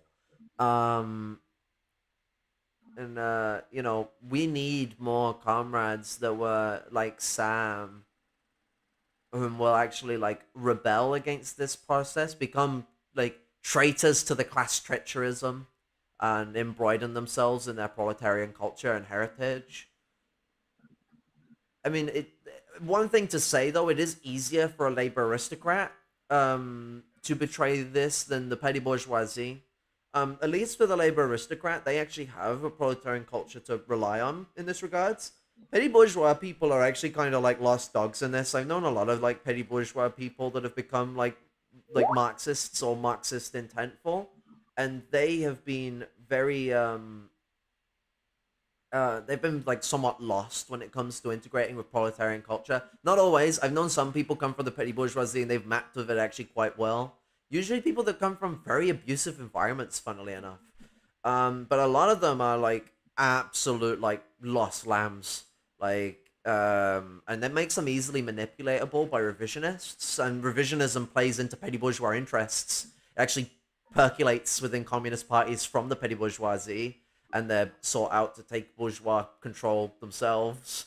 And so like it's really, really easy for them to get caught up in revisionism if like there isn't a large enough anti-revisionist principled Marxist voice out there actually reaching to these people. Because like as Lenin said, like for the party to function and operate, for Marxists to be like actually like good Marxists, there needs to be an integration with proletarian culture.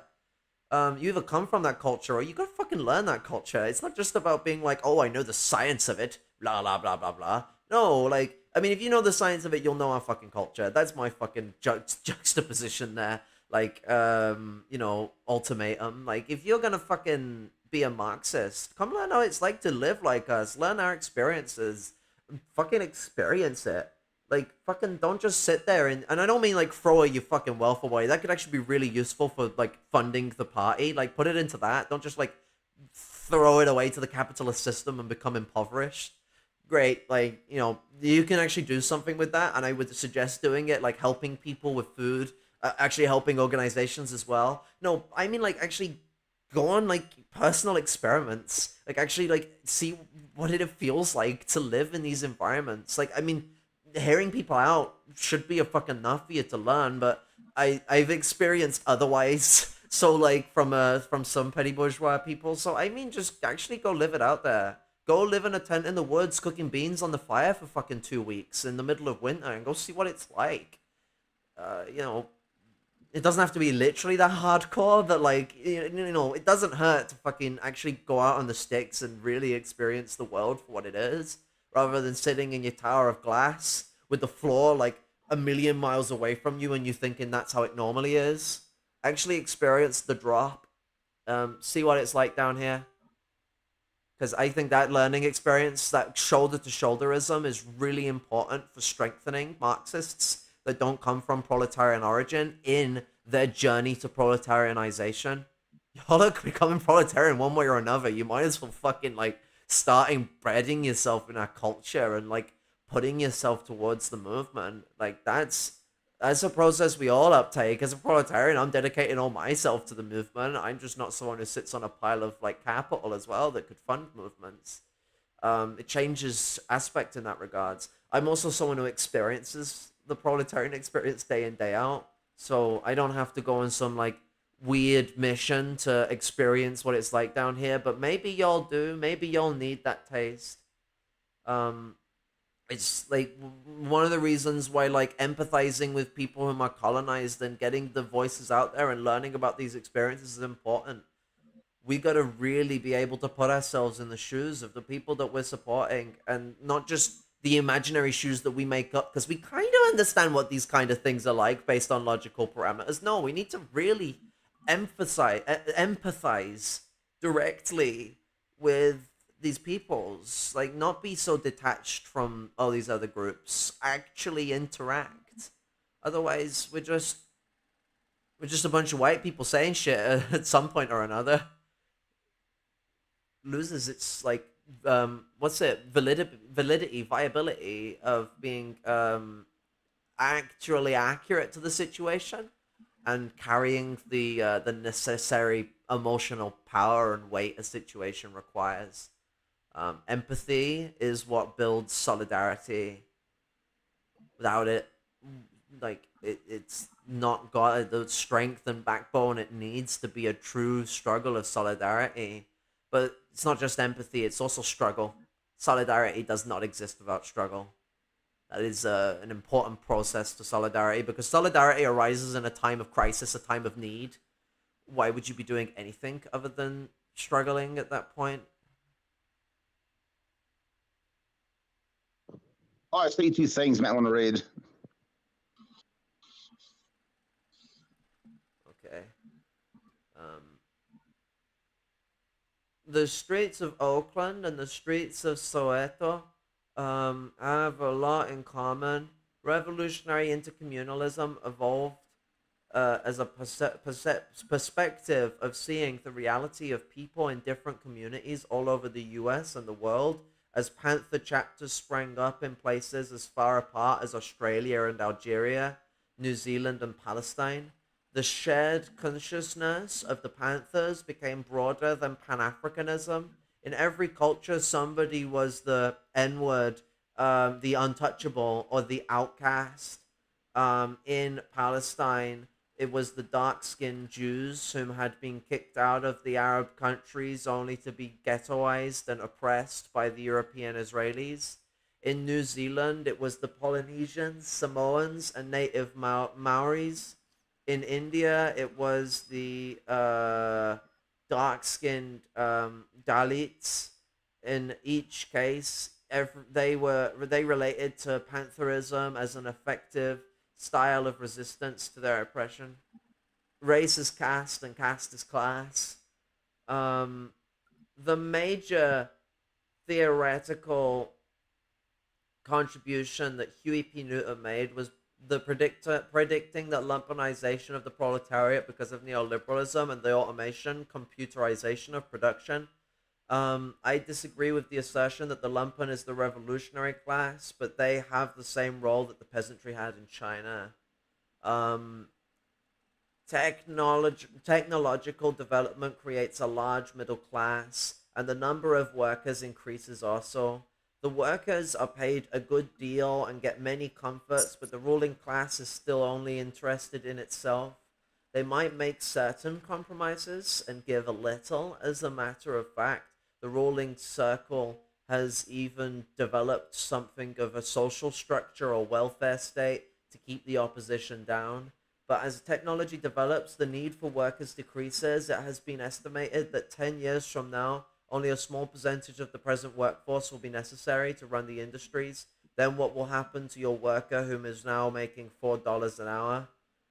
The working class will be narrowed down. The class of unemployables will grow because it will take more and more skills to operate those machines, and fewer people And as these people become unemployables, they will become more and more alienated. Even socialist compromises will not be enough.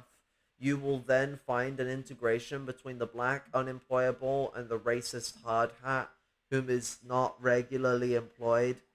The mad at the blacks whom are mad at the blacks, regularly employed and mad at the blacks whom he thinks threaten his job. We hope that he will join forces with those people whom are already unemployable, but whether he does or not, his material existence will have changed.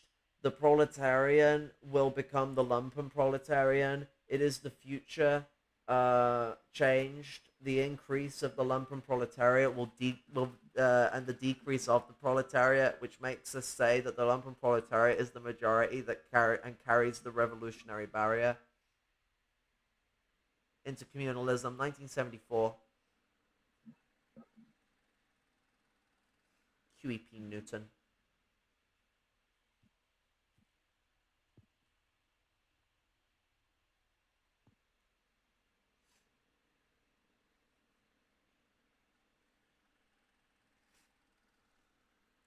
I'm gonna go get my Maltesers.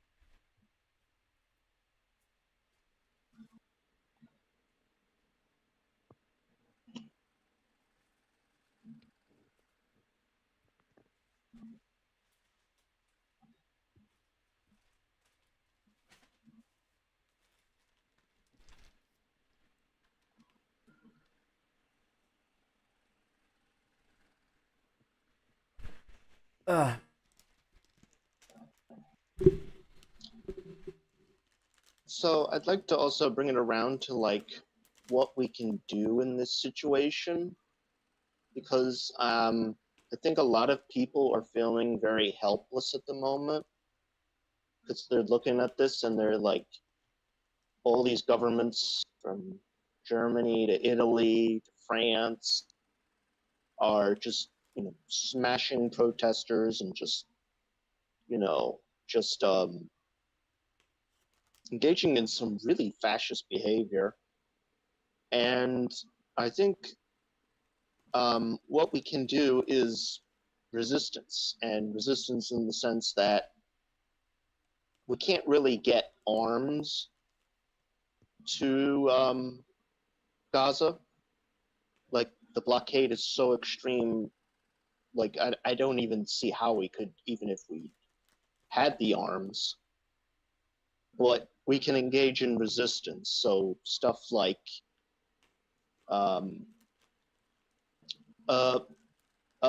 unions stopping ships from deporting arms to Israel.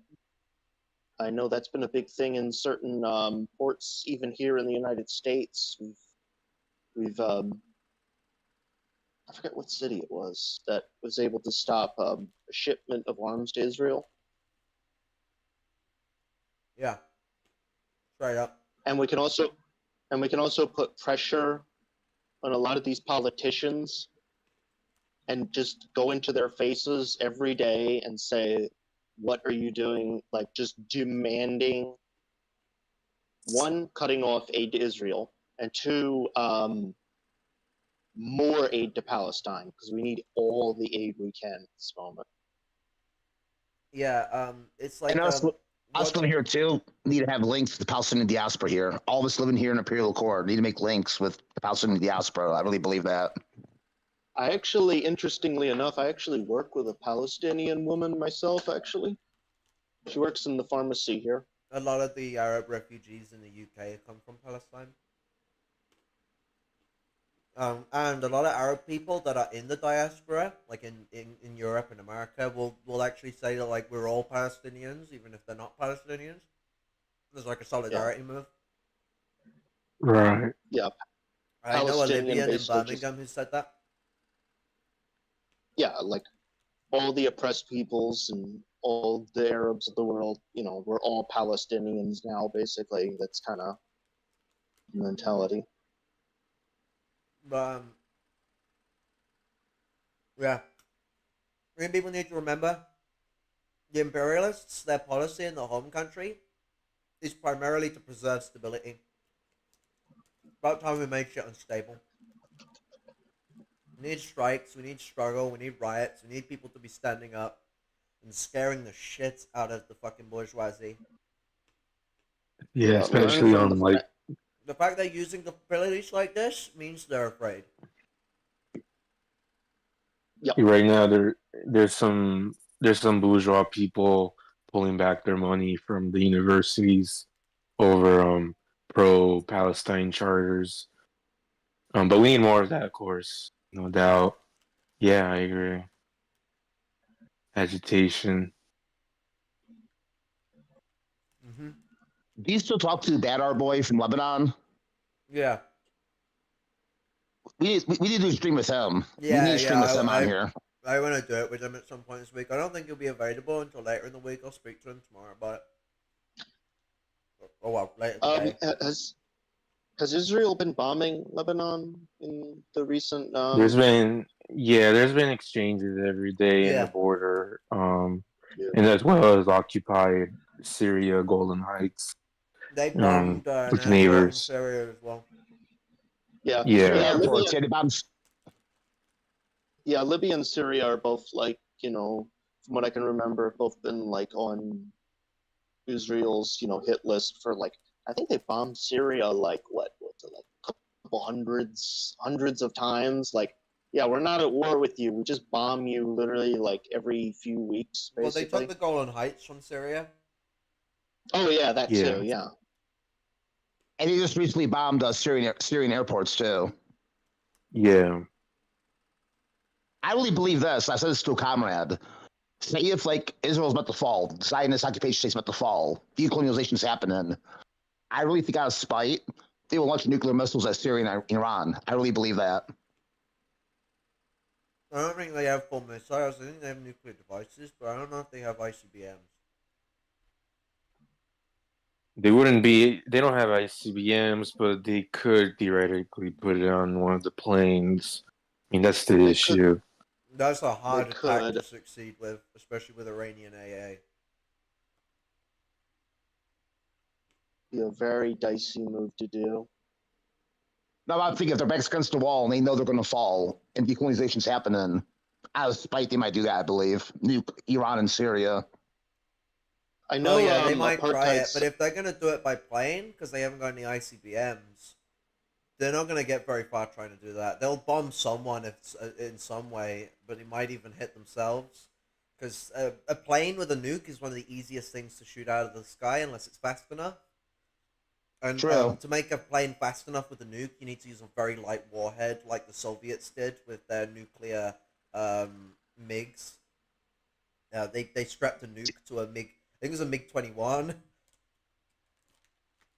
It's only a little plane. Yeah, I didn't know. I didn't know they didn't have ICBMs.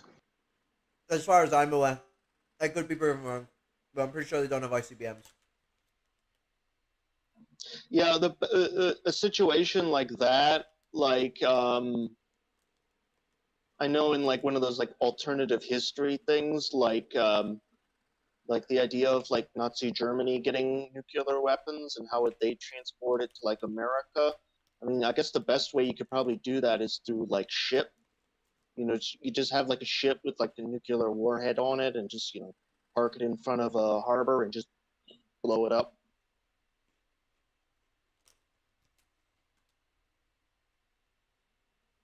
Yeah. But yeah, I could see something like that happening, but that's why there needs to be international support for these things so that Israel can be crippled and that a nuclear program can be destroyed. We need to learn from the French because there's one thing you could say about the French is that they have a culture of revolt. I mean, it's literally in their history. Look up. The first communist experiment No. comes from there. Well, it's even before that, like the Oh, I Bastille. know before that, you know. but I'm just speaking from the sense Yeah. of our own revolutionary history, because the communist revolutions are quite different to past revolutions, especially the one that the Soviets enacted. Yeah. Well, I mean, from there onwards, like not specifying the Soviets over like the Chinese or anyone. I mean, the Soviets distinctly from those before them. Things had changed. Lenin talks about it in the 1905 Lectures of 1905, which was published in I think it was 1914 or 1915.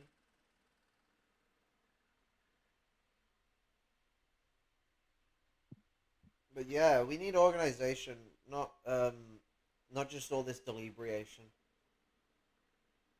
You know, um, it's about action now more than anything. I'm in a bad health state, and I'm going to be trying to get myself into protests. And I think everyone else should too. If there's a protest going on in your area, I would advise um, that you go and get involved. I understand not everyone is like able to do it. Like it's not like everyone's going to be in the right health to go for a protest. Like there is some understandability to that. And I mean, like, you know, it's still, we need as many people as possible going in and getting fucking rambunctious. We got shit we need to fucking lay on the table and, you know, lay it we should. But too many people are keeping themselves out of it. They'll look at what's happening, but they're not going to go out there and say it. We need to do that, and going to protests, going to riots, getting involved in the struggle going forth. That is how we say it. That's how we drop the beat on what Zionism is and the problems that it brings to not just the Palestinian people, but the Arab people in general, the Jewish people, the Christians of the region, the Assyrian people, the Ethiopian people, the Egyptian people. Like it's like list on and on and on and on and on. There's so many like, you know, groups, like so many Arab nations, so many fucking West Asian nations in general. The effects it has on African people as well, and the African nations that are affected by Israel. It's not like this is just like some like small matter. This is quite similar to the Nazis. Like the Jews were like the big thing that everyone knows them for genociding, but they were genociding a lot more than just Jewish people. It was their main focus. Their main focus was on everything being Judaic, but they did a genocide against the Slavic people. They did a genocide against Roma people and black Germans as well. You know, interestingly Against the enough, LGBTQ. Himmler himself said that the war against the Jews was simply the beginning of a much larger war between the quote Teutonic peoples versus Asia, the Asiatics, basically. He predicted that there was going to be a final conflict showdown between those two. And he saw this as just the opening salvo, basically.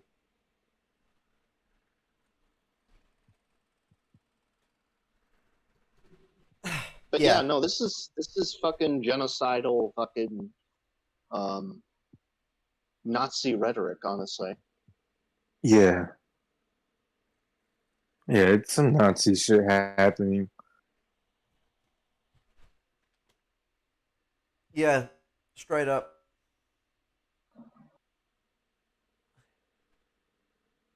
But I will say for this stream, it's we've definitely gone past the initial topic, so I think we'll that's all she wrote. I'm gonna be doing as many streams as I can on this issue as the situation is going on. Hopefully even as frequent as daily sometimes, but you know, 2 to 3 days is what I'm trying to aim for. More and more shit is gonna be getting laid out there on the matter, and I'm hoping to get Bad Our Boy on at some point so we can get a voice from the region that I'm closely acquainted with. A really good friend of mine. Talking about like this from the Lebanese perspective of the issue. And in general, more and more shit talking about what the fuck's going on and re-emphasizing. I'm gonna sound like a fucking a Jack in the Box, just repeating the same tune over and over and over again, but emphasizing the exact same things I've said in this video and the video before, talking about what we need to be doing, and emphasizing ways that we can do it. I